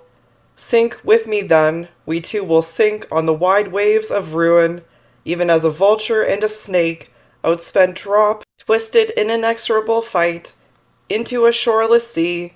Let hell unlock its mounded oceans of tempestuous fire, and whelm on them into the bottomless void this desolated world, and thee and me, the conqueror and the conquered, and the wreck of that for which thy combated. Ay, the elements obey me not, I sink dizzily down, ever, forever down. And like a cloud, mine enemy above, darkens my fall with victory, ay. Scene 2. The mouth of a great river in the island Atlantis. Ocean is discovered reclining near the shore. Apollo stands beside him. Ocean. He fell, thou sayest, beneath his conqueror's frown? Apollo. Ay, when the strife was ended which made dim the orb I rule, and shook the solid stars, the terrors of his eye illumined heaven with sanguine light through the thick ragged skirts of the victorious darkness as he fell, like the last glare of day's red agony, which from a rent among the fiery clouds burns far along the tempest-wrinkled deep. Ocean. He sunk to the abyss, to the dark void? Apollo. An eagle so caught in some bursting cloud on Caucasus, his thunder-baffled wings, entangled in the whirlwind, and his eyes, which gazed on the undazzling sun, now blinded by the white lightning, while the ponderous hail beats on his struggling form, which sinks at length prone, and the aerial ice clings over it. Ocean. Henceforth the fields of heaven, reflecting sea, which are my realm, will heave, unstained with blood, beneath the uplifting winds, like plains of corn, swayed by the summer air.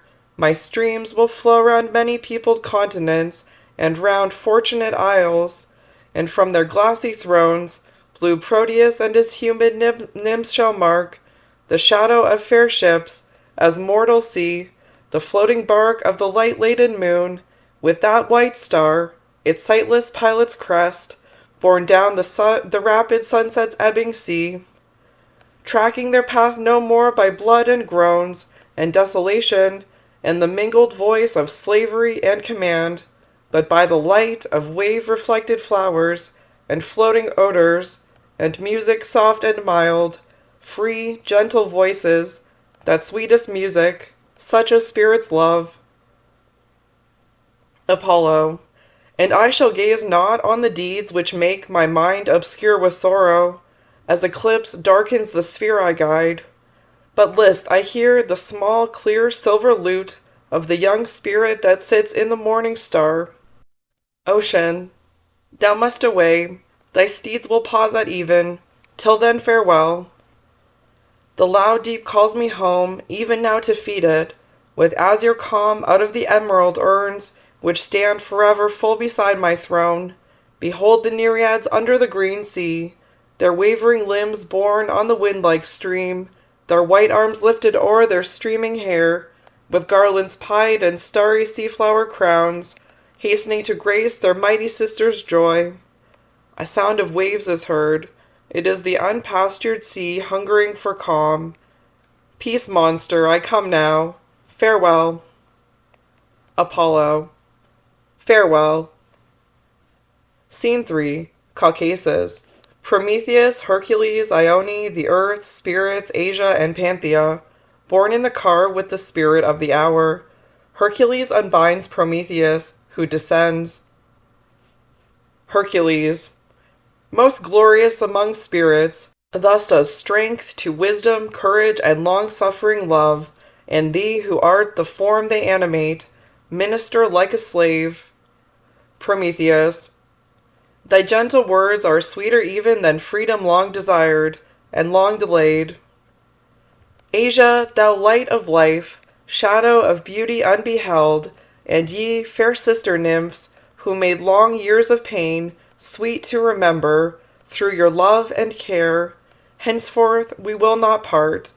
There is a cave, all overgrown with trailing odorous plants, which curtain out the day with leaves and flowers, and paved with veined emerald, and a fountain leaps in the midst with an awakening sound. From its curved roof the mountain's frozen tears, like snow or silver or long diamond spires, hang downward, raining forth a doubtful light, and there is heard the ever-moving air, whispering without from tree to tree, and birds and bees, and all around are mossy seats, and the rough walls are clothed with long soft grass, a simple dwelling which shall be our own, where we will sit and talk of time and change, as the world ebbs and flows, ourselves unchanged. What can hide man from mutability? And if ye sigh, then I will smile, and thou, Ione, shalt chant fragments of sea music, until I weep, when ye shall smile away the tears she brought, which yet were sweet to shed. We will entangle buds and flowers and beams, which twinkle on the fountain's brim, and make strange combinations out of common things, like human babes in their brief innocence, and we will search, with looks and words of love, for hidden thoughts, each lovelier than the last, our unexhausted spirits, and like lutes touched by the skill of the enamored wind, weave harmonies divine, yet ever new, from difference sweet where discord cannot be, and hither come, sped on the charmed winds, which meet from all the points of heaven, as bees from every flower aerial Enna feeds, and their known island homes in a Himera, the echoes of the human world, which tell of the low voice of love, almost unheard, and dove-eyed pity's murmuring pain, and music, itself the echo of the heart, and all that tempers or improves man's life, now free, and lovely apparitions, dim at first, then radiant, as the mind arising bright from the embrace of beauty, whence the forms of which these are the phantoms, casts on them the gathered rays which are reality, shall visit us the progeny, immortal of painting, sculpture, and rapt poesy, and arts, though unimagined yet to be, the wandering voices and the shadows these, of all that man becomes, the mediators of that best worship love, by him and us, given and returned, swift shapes and sounds, which grow more fair and soft as man grows wise and kind, and veil by veil evil and error fall. Such virtue has the cave, and place around, turning to the spirit of the hour. For thee, fair spirit, one toil remains. Ione, give her that curved shell, which Proteus old made Asia's nuptial boon, breathing within it a voice to be accomplished, and which thou didst hide in grass under the hollow rock. Ione, thou most desired hour, more loved and lovely than all thy sisters, this is the mystic shell. See the pale azure fading into silver, lining it with a soft yet glowing light. Looks it not like lulled music sleeping there?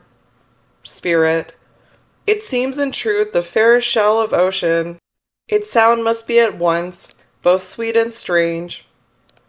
Prometheus, go, borne over the cities of mankind, on whirlwind-footed coursers, once again outspeed the sun around the orbed world, and as thy chariot cleaves the kindling air, thou breathe into the many-folded shell, loosening its mighty music. It shall be as thunder mingled with clear echoes, then return, and thou shalt dwell beside our cave. And thou, O Mother Earth, the earth, I hear, I feel, thy lips are on me, and thy touch runs down, even to the adamantine central gloom, along these marble nerves. 'Tis life, 'tis joy, and through my withered, old, and icy frame, the warmth of an immortal youth shoots down, circling. Henceforth the many children fair, folded in my sustaining arms, all plants and creeping forms, and insects rainbow-winged, and birds and beasts and fish, and human shapes, which drew disease and pain from my wan bosom, draining the poison of despair, shall take and interchange sweet nutriment. To me shall they become like sister antelopes, by one fair dam snow white, and swift as wind, nursed among lilies, near a brimming stream. The dew mists of my sunless sleep shall float under the stars like balm. Night-folded flowers shall suck unwithering hues in their repose, and men and beasts in happy dreams shall gather strength for the coming day, and all its joy. And death shall be the last embrace of her who takes the life she gave, even as a mother, folding her child, says, "Leave me not again." Asia, O mother, wherefore speak the name of death? Cease they to love and move and breathe and speak who die? The earth. It would avail not to reply. Thou art immortal, and this tongue is known but to the uncommunicating dead. Death is the veil which those who live call life. They sleep, and it is lifted, and meanwhile in mild variety the seasons mild, with rainbow-skirted showers, and odorous winds, and long blue meteors, cleansing the dull night, and the life-kindling shafts of the keen sun's all-piercing bow, and the dew-mingled rain of the calm moonbeams, a soft influence mild, shall clothe the forests and the fields, aye, even the crag-built deserts of the barren deep, with ever-living leaves and fruits and flowers. And now there is a cavern where my spirit was panted forth in anguish, whilst thy pain made my heart mad, and those who did inhale it became mad too, and built a temple there, and spoke, and were oracular, and lured the erring nations round to mutual war, and faithless faith, such as Jove kept with thee, which breath now rises as amongst tall weeds a violet's exhalation, and it fills with a serener light and crimson air, intense yet soft, the rocks and woods around. It feeds the quick growth of the serpent vine, and the dark-linked ivy tangling wild, and budding blown or odor-faded blooms, which star the winds with points of colored light, as they rain through them, and bright golden globes of fruit suspended in their own green heaven, and through their veined leaves and amber stems, the flowers whose purple and translucid bowls stand ever mantling with aerial dew, the drink of spirits, and it circles round, like the soft waving winds of noonday dreams, inspiring calm and happy thoughts like mine. Now thou art thus restored, this cave is thine. Arise, appear. A spirit rises in the likeness of a winged child. This is my torch-bearer, who let his lamp out in old time with gazing on eyes from which he kindled it anew, with love which is as fire. Sweet daughter mine, for such is that within thine own, run wayward, and guide this company beyond the peak of Bacchignesa, Maenad haunted mountain, and beyond Indus and its tribute rivers, trampling the torrent streams and glassy lakes, with feet unwet, unwearied, undelaying, and up the green ravine, across the vale, beside the windless and crystalline pool, wherever lies, on unerasing waves, the image of a temple, built above, distinct with column, arch, and architrave, and palm-like capital, and overwrought, and populous most with living imagery, Praxitelean shapes, whose marble smiles fill the hushed air with everlasting love. It is deserted now, but once it bore thy name, Prometheus. There the emulous youths bore to thy honor through the divine gloom the lamp which was thine emblem, even as those who bear the untransmitted torch of hope into the grave, across the night of life, as thou hast borne it most triumphantly to this far goal of time. Depart, farewell. Beside that temple is the destined cave. Scene 4. A forest. In the background a cave. Prometheus, Asia, Panthea, Ione, and the spirit of the earth. Ione. Sister, it is not earthly, how it glides under the leaves, how on its head there burns a light like a green star, whose emerald beams are twined with its fair hair, how, as it moves, the splendor drops in flakes upon the grass. Knowest thou it? Panthea. It is the delicate spirit that guides the earth through heaven.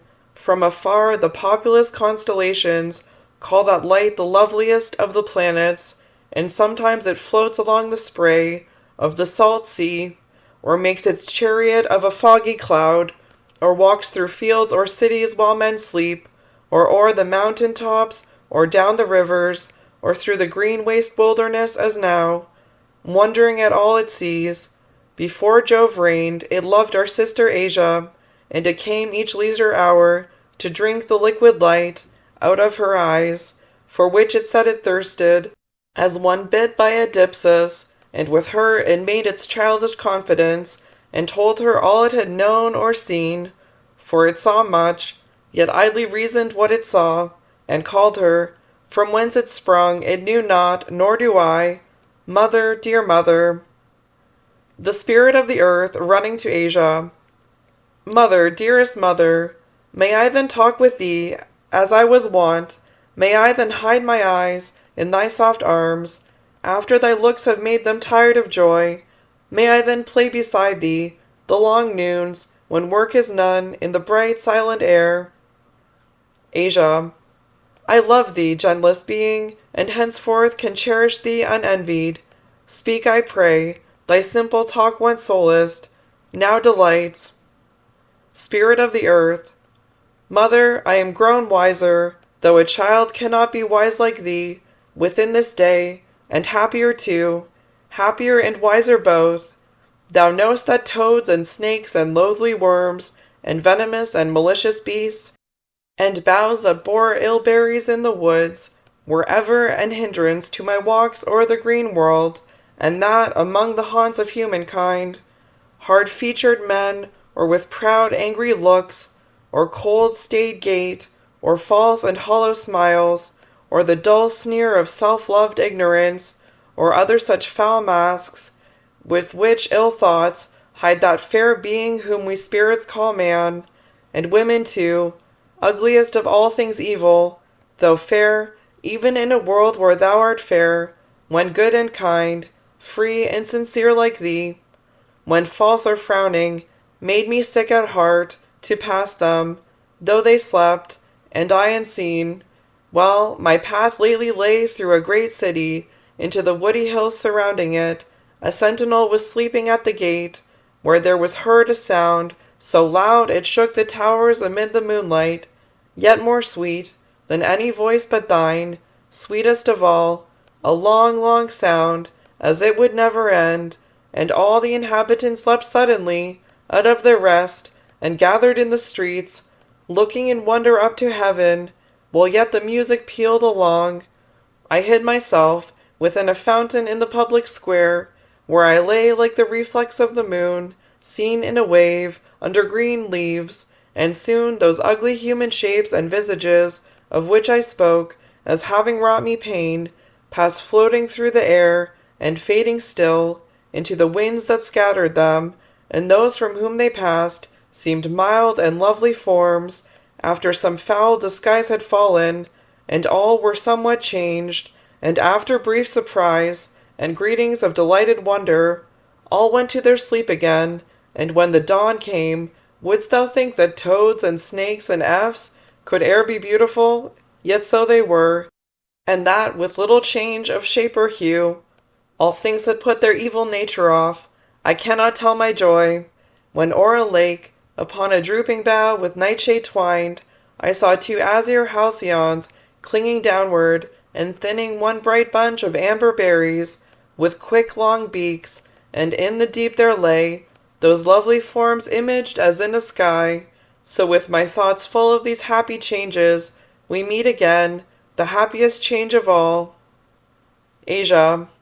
And never will we part, till thy chaste sister, who guides the frozen and inconstant moon, will look on thee more warm and equal light, till her heart thaw like flakes of April snow, and love thee. Spirit of the earth. What, as Asia loves Prometheus? Asia, peace wanton, thou art not yet old enough. Think ye by gazing on each other's eyes to multiply your lovely selves, and fill with sphered fires the interlunar air? Spirit of the earth, nay, mother, while my sister trims her lamp, 'tis hard I should go darkling. Asia, listen, look! The spirit of the hour enters. Prometheus, we feel what thou hast heard and seen, yet speak. Spirit of the hour, soon as the sound had ceased whose thunder filled the abysses of the sky and the wide earth, there was a change. The impalpable thin air and the all-circling sunlight were transformed, as if the sense of love, dissolved in them, had folded itself round the sphered world. My vision then grew clear, and I could see into the mysteries of the universe. Dizzy as with delight, I floated down, winnowing the lightsome air with languid plumes. My coursers sought their birthplace in the sun, where they henceforth will live exempt from toil, pasturing flowers of vegetable fire, and where my moonlight car will stand within, a temple gazed upon by Phidian forms of thee and Asia and the earth and me, and you, fair nymphs, looking the love we feel, in memory of the tidings it has borne, beneath a dome fretted with graven flowers, poised on 12 columns of resplendent stone, and open to the bright and liquid sky, yoked to it by the ambisbanic snake. The likeness of those winged steeds will mock the flight from which they find repose. Alas, whither has wandered now my partial tongue, when all remains untold which ye would hear? As I have said, I floated to the earth. It was, as it is still, the pain of bliss to move, to breathe, to be. I wandering went among the haunts and dwellings of mankind, and first was disappointed not to see such mighty change as I had felt within, expressed in outward things. But soon I looked, and behold, thrones were kingless, and men walked, one with the other, even as spirits do, none fond, none trampled, hate, disdain, or fear, self-love or self-contempt, on human brows no more inscribed, as o'er the gate of hell, all hope abandon, ye who enter here. None frowned, none trembled, none with eager fear gazed on another's eye of cold command, until the subject of a tyrant's will became worse fate, the abject of his own, which spurred him like an outspent horse to death. None wrought his lips in truth-entangling lines, which smiled the lie his tongue disdained to speak. None with firm sneer trod out in his own heart the sparks of love and hope, till there remained those bitter ashes, a soul self-consumed, and the wretch crept a vampire among men, infecting all with his own hideous ill. None talked that common, false, cold, hollow talk, which makes the heart deny that yes it breathes, yet question that unmeant hypocrisy, with such a self-mistrust as has no name. And women too, frank, beautiful, and kind, as the free heaven, which rains fresh light and dew on the wide earth, passed, gentle radiant forms, from custom's evil taint, exempt and pure, speaking the wisdom once they could not think, looking emotions once they feared to feel, and changed to all which once they dared not be, yet being now made earth like heaven. Nor pride, nor jealousy, nor envy, nor ill shame, the bitterest of those drops of treasured gall, spoiled the sweet taste of the nepenthe love. Thrones, altars, judgment, seats and prisons wherein, and beside which, by wretched men were borne, sceptres, tiaras, swords, and chains, and tomes of reasoned wrong, glozoned on by ignorance, were like those monstrous and barbaric shapes, the ghosts of a no more remembered fame, which from their unworn obelisks look forth in triumph, or the palaces and tombs of those who were their conquerors, mouldering round those imaged to the pride of kings and priests, a dark yet mighty faith, a power as wide as is the world it wasted, and are now but an astonishment. Even so the tools and emblems of its last captivity, amid the dwellings of the peopled earth, stand not o'erthrown, but unregarded now. and those foul shapes, abhorred by God and man, which under many a name, and many a form, strange, savage, ghastly, dark, and execrable, were Jupiter, the tyrant of the world, and which the nations panic-stricken served, with blood, and hearts broken by long hope, and love, dragged to his altar soiled and garlandless, and slain among men's unreclaiming tears, flattering the thing they feared, which fear was hate, frown mouldering fast, o'er their abandoned shrines, the painted veil, by those who were called life, which mimicked as with colours idly spread, all men believed and hoped, is torn aside, the loathsome mask has fallen, the man remains, sceptreless, free, uncircumscribed, but man equal, unclassed, tribeless, and nationless, exempt from awe, worship degree the king,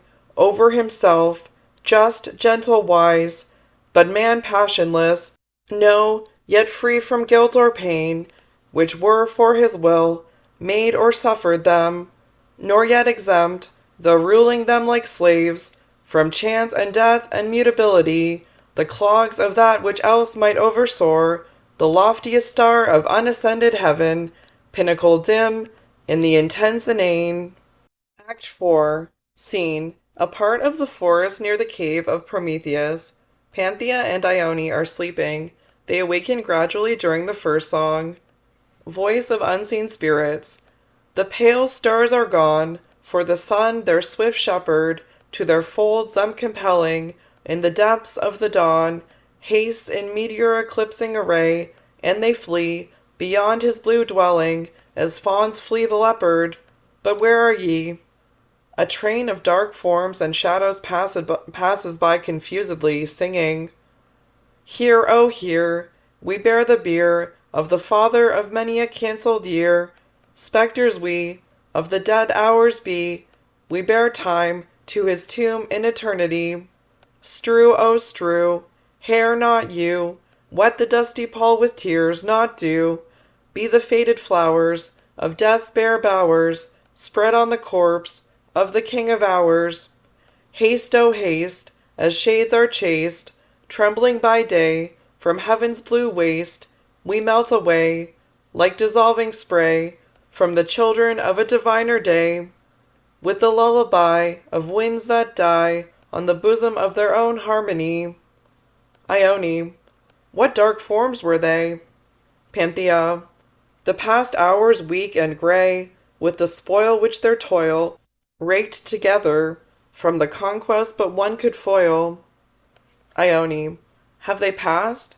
Panthea. They have passed, they outspeeded the blast, while 'tis said, they are fled. Ione. Whither, oh whither? Panthea. To the dark, to the past, to the dead. Voice of unseen spirits. Bright clouds float in heaven, dew stars gleam on earth, waves assemble on ocean, they are gathered and driven by the storm of delight, by the panic of glee, they shake with emotion, they dance in their mirth. But where are ye? The pine boughs are singing old songs with new gladness, the billows and fountains fresh music are flinging, like the notes of a spirit, from land and from sea. The storms mock the mountains with the thunder of gladness. But where are ye? Ione. What charioteers are these? Panthea. Where are their chariots? Semi-chorus of hours. The voice of the spirits of air and of earth has drawn back the figured curtain of sleep, which covered our being and darkened our birth in the deep. A voice. In the deep.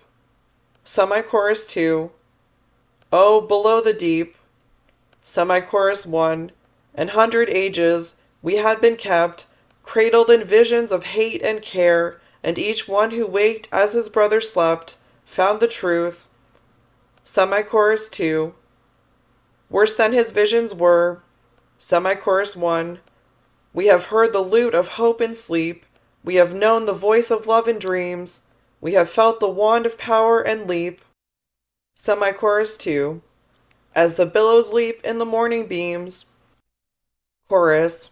Weave the dance on the floor of the breeze, pierce with song heaven's silent light, enchant the day that too swiftly flees, to check its flight ere the cave of night. Once the hungry hours were hounds which chased the day, like a bleeding deer, and it limped and stumbled with many wounds, through the nightly dells of the desert year. But now, O weave the mystic measure of music and dance and shapes of light. Let the hours and the spirits of might and pleasure, like the clouds and sunbeams, unite. A voice. Unite, Pantheum. See where the spirits of the human mind, wrapped in sweet sounds as in bright veils, approach. Chorus of spirits. We join the throng of the dance and the song, by the whirlwind of gladness borne along, as the flying fish leap from the Indian deep, and mix with the sea-birds half asleep. Chorus of hours. Whence come ye, so wild and so fleet? For sandals of lightning are on your feet, and your wings are soft and swift as thought, and your eyes are as love which is veiled not. Chorus of spirits. We come from the mind of humankind, which was late so dusk and obscene and blind. Now 'tis an ocean of clear emotion, a heaven of serene and mighty motion. From that deep abyss of wonder and bliss, whose caverns are crystal palaces, from these skiey towers, where thought's crowned powers, still watching your dance, ye happy hours. From the dim recesses of woven caresses, where lovers catch ye by your loose tresses, from the azure isles, where sweet wisdom smiles, delaying your ships with her siren wiles. From the temples high of man's ear and eye, roofed over sculpture and poesy, from the murmurings of the unsealed springs, where science bedews his daedal wings. Years after years, through blood and tears, and a thick hell of hatreds and hopes and fears, we waited and flew, and the islets were few, where the bud-blighted flowers of happiness grew. Our feet now every palm are sandaled with calm, and the dew of our wings is a rain of balm, and beyond our eyes the human love lies, which makes all it gazes on paradise. Chorus of spirits and hours. Then weave the web of the mystic measure, from the depths of the sky and the ends of the earth. Come, swift spirits of might and of pleasure, fill the dance and the music of mirth, as the waves of 1,000 streams rush by, to an ocean of splendor and harmony.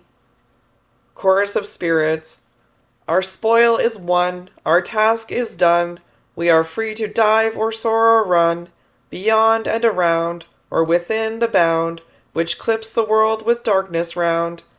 We'll pass the eyes of the starry skies, into the hoar deep to colonize.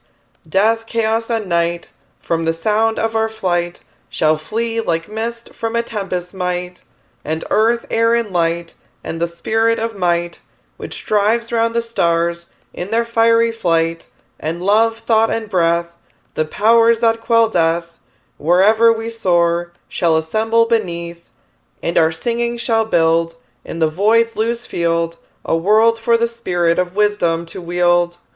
We will take our plan from the new world of man, and our work shall be called the Promethean.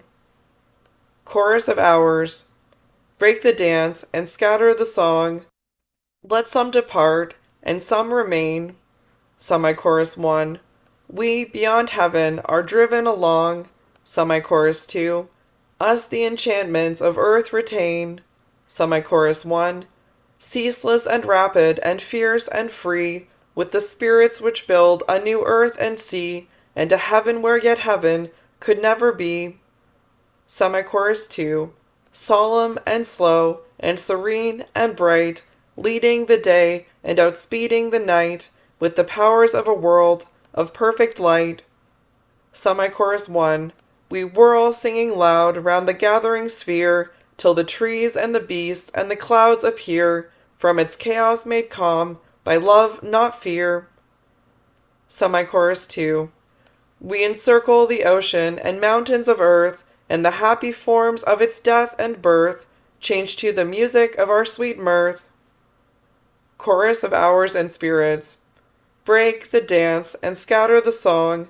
Let some depart and some remain. Wherever we fly, we lead along, in leashes like starbeams, soft yet strong, the clouds that are heavy with love's sweet rain. Panthea. Ha, they are gone. Ione. Yet feel you no delight from the past sweetness? Panthea. As the bare green hill, when some soft cloud vanishes into rain, laughs with 1,000 drops of sunny water to the unpavilioned sky. Ione. Even whilst we speak, new notes arise. What is that awful sound? Panthea. 'Tis the deep music of the rolling world, kindling within the strings of the waved air, Aeolian modulations. Ione. Listen too, how every pause is filled with undernotes, clear, silver, icy, keen, awakening tones, which pierce the sense and live within the soul, as the sharp stars pierce winter's crystal air and gaze upon themselves within the sea. Panthea. But see where, through 2 openings in the forest, which hanging branches over canopy, and where 2 runnels of a rivulet, between the close moss violet inwoven, have made their path of melody, like sisters who part with sighs, that they may meet in smiles, turning their dear disunion to an isle of lovely grief, a wood of sweet sad thoughts, 2 visions of strange radiance float upon the ocean, like enchantment of strong sound, which flows intenser, keener, deeper yet, under the ground and through the windless air. Ione. I see a chariot, like that thinnest boat, in which the mother of the months is borne, by ebbing night into her western cave, when she upsprings from interlunar dreams, or which is curbed an orb-like canopy of gentle darkness, and the hills and woods, distinctly seen through dusky airy veil, regard like shapes in an enchanter's glass. Its wheels are solid clouds, azure and gold, such as the genii of the thunderstorm pile on the floor of the illumined sea. When the sun rushes under it, they roll and move and grow as with an inward wind. Within it sits a winged infant, white its countenance, like the whiteness of bright snow. Its plumes are as feathers of sunny frost. Its limbs gleam white through the wind-flowing folds of its white robe, of ethereal pearl. Its hair is white, the brightness of white light, scattered in strings, yet its 2 eyes are heavens of liquid darkness, which the deity within streams pouring, as a storm is poured from jagged clouds out of their arrowy lashes, tempering the cold and radiant air around with fire that is not brightness. In its hand it sways a quivering moonbeam, from whose point a guiding power directs the chariot's prow over its wheeled clouds, which, as they roll over the grass and flowers and waves, wake sounds, sweet as a singing rain, of silver dew. Panthea. And from the other opening in the wood rushes with loud and whirlwind harmony a sphere which is as many thousand spheres, solid as crystal, yet through all its mass flow as through empty space, music and light, 10,000 orbs involving and involved, purple and azure, white, green and golden, sphere within sphere, and every space between, peopled with unimaginable shapes, such as ghosts dream dwell in the lampless deep, yet each intertranspicuous, and they whirl over each other with 1,000 motions, upon 1,000 sightless axles spinning, and with the force of self-destroying swiftness, intensely, slowly, solemnly roll on, kindling with mingled sounds and many tones, intelligible words, and music wild. With mighty whirl the multitudinous orb grinds the bright brook into an azure mist of elemental subtlety like light, and the wild odor of the forest flowers, the music of the living grass and air, the emerald light of leaf-entangled beams, round its intense yet self-conflicting speed, seem kneaded into one aerial mass, which drowns the sense within the orb itself, pillowed upon its alabaster arms, like to a child, or wearied with sweet toil, on its own folded wings and wavy hair, the spirit of the earth is laid asleep, and you can see its little lips are moving, amid the changing light of their own smiles, like one who talks of what he loves in dream. Ione. 'Tis only mocking the orb's harmony. Panthea.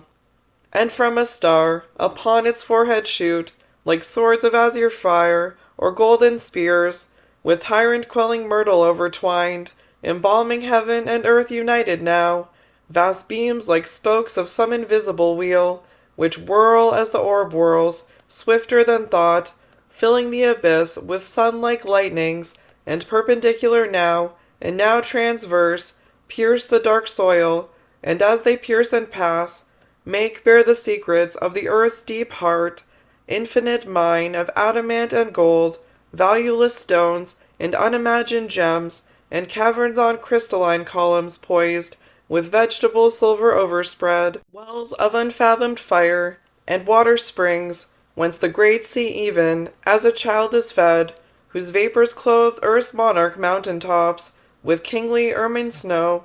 The beams flash on, and make appear the melancholy ruins of cancelled cycles, anchors, beaks of ships, planks turned to marble, quivers, helms, and spears, and gorgon-headed targes, and the wheels of scythed chariots, and the emblazonry of trophies, standards, and armorial beasts, round which death laughed, sepulchred emblems of dead destruction, rune within rune, the wrecks beside of many a city vast, whose population, which the earth grew over, was mortal but not human.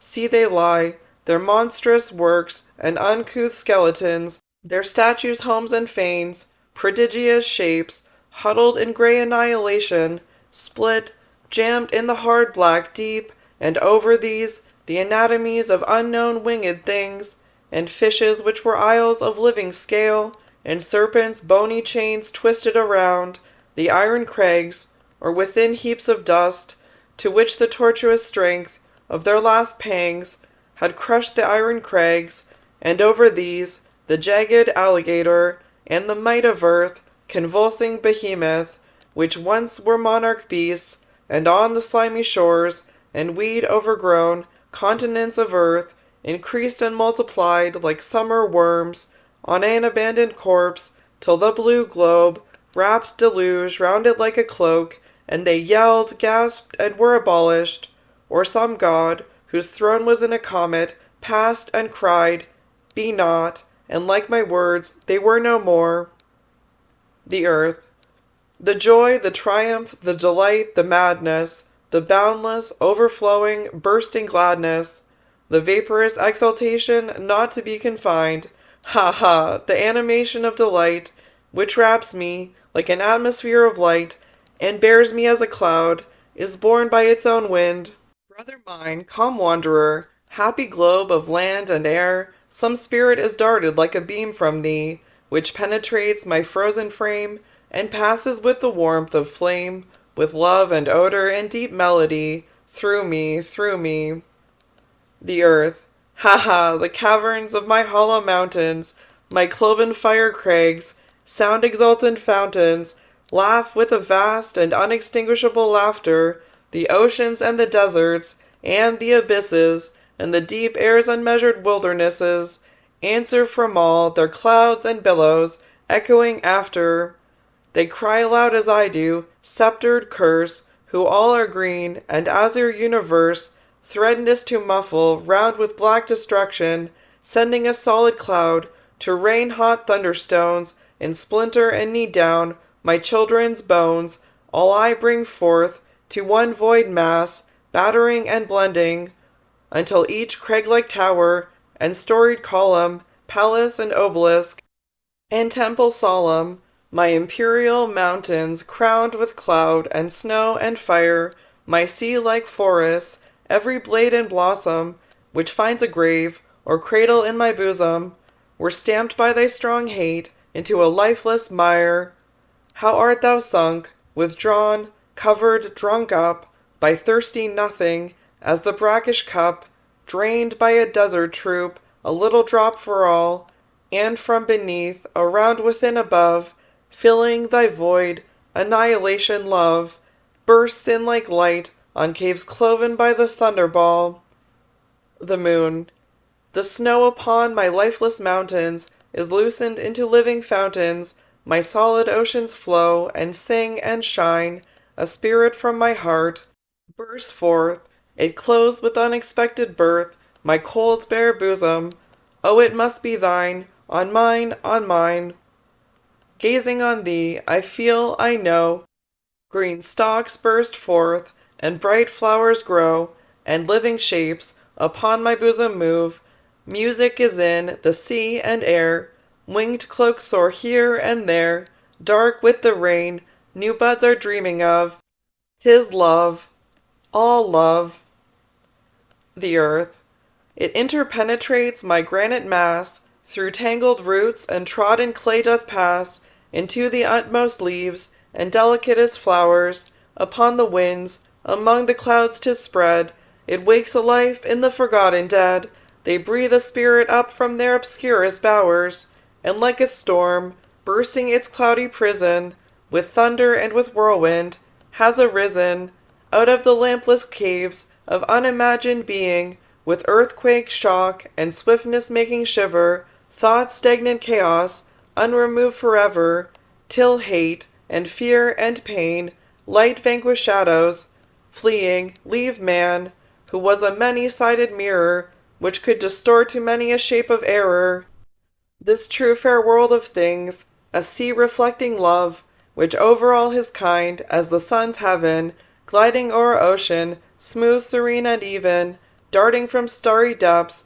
radiance and life doth move, leave man, even as a leprous child is left, who follows a sick beast, to some warm cleft of rocks, through which the might of healing springs is poured, then when it wanders home, with rosy smile, unconscious, and its mother fears a while, it is a spirit, then weeps on her child restored.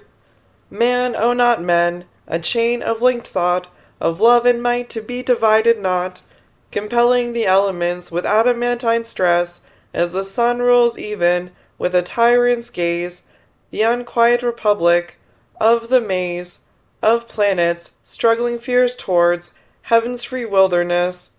Man one harmonious, soul of many a soul, whose nature is its own, divine control, where all things flow to all, as rivers to the sea, familiar acts are beautiful through love. Labor and pain and grief, in life's green grove, sport like tame beasts, none knew how gentle they could be. His will, with all mean passions, bad delights, and selfish cares, its trembling satellites, a spirit ill to guide, but mighty to obey, is as a tempest-winged ship, whose helm love rules, through waves which dare not overwhelm, forcing life's wildest shores to own its sovereign sway. All things confess his strength, through the cold mass of marble, and of color his dreams pass, bright threads whence mothers weave the robes their children wear. Language is a perpetual Orphic song, which rules with deodal harmony, a throng of thoughts and forms, which else senseless and shapeless were. The lightning is his slave, heaven's utmost deep, gives up her stars, and like a flock of sheep, they pass before his eye, are numbered and roll on. The tempest is his steed, he strides the air, and the abyss shouts from her depth, laid bare. Heaven hast thou secrets, man unveils me, I have none. The moon. The shadow of white death has passed from my path in heaven at last, a clinging shroud of solid frost and sleep, and through my newly woven bowers wander happy paramours, less mighty, but as mild as those who keep thy veils more deep. The earth. As the dissolving warmth of dawn may fold a half-unfrozen dew-globe, green and gold and crystalline, till it becomes a winged mist and wanders up the vault of the blue day, outlives the noon, and on the sun's last ray hangs o'er the sea a fleece of fire and amethyst. The moon. Thou art folded, thou art lying in the light which is undying, of thine own joy, and heaven's smile divine. All suns and constellations shower on thee a light, a life, a power, which doth array thy sphere. Thou pourest thine on mine, on mine. The earth. I spin beneath my pyramid of night which points into the heavens, dreaming delight, murmuring victorious joy in my enchanted sleep, as a youth lulled in love dreams, faintly sighing, under the shadow of his beauty lying, which round his rest a watch of light and warmth doth keep. The moon. As in the soft and sweet eclipse, when soul meets soul on lovers' lips, high hearts are calm, and brightest eyes are dull, so when thy shadow falls on me, then am I mute and still, by thee, covered of thy love, orb most beautiful, full, oh, too full. Thou art speeding round the sun, bright world of many a one, green and azure sphere, which shinest with a light, which is divinest among all the lamps of heaven, to whom life and light is given. I, the crystal paramour, born beside thee by a power, like the polar paradise, magnet-like of lovers' eyes, I, a most enamoured maiden, whose weak brain is overladen with the pleasure of her love, maniac-like around thee move, gazing an insatiate bride on thy form from every side, like a Maenad round the cup, which Agave lifted up in the weird Cadmean forest.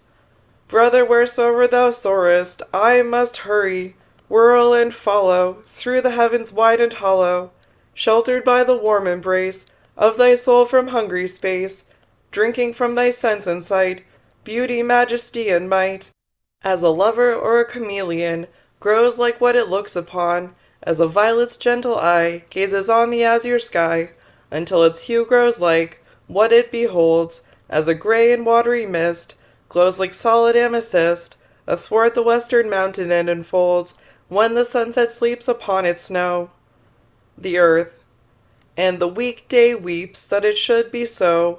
O gentle moon, the voice of thy delight falls on me like thy clear and tender light, soothing the seaman born the summer night through isles forever calm. O gentle moon, thy crystal accents pierce the caverns of my pride's deep universe, charming the tiger joy, whose tramplings fierce made wounds, which need thy balm. Panthea. I rise as from a bath of sparkling water, a bath of azure light, among dark rocks, out of the stream of sound. Ione.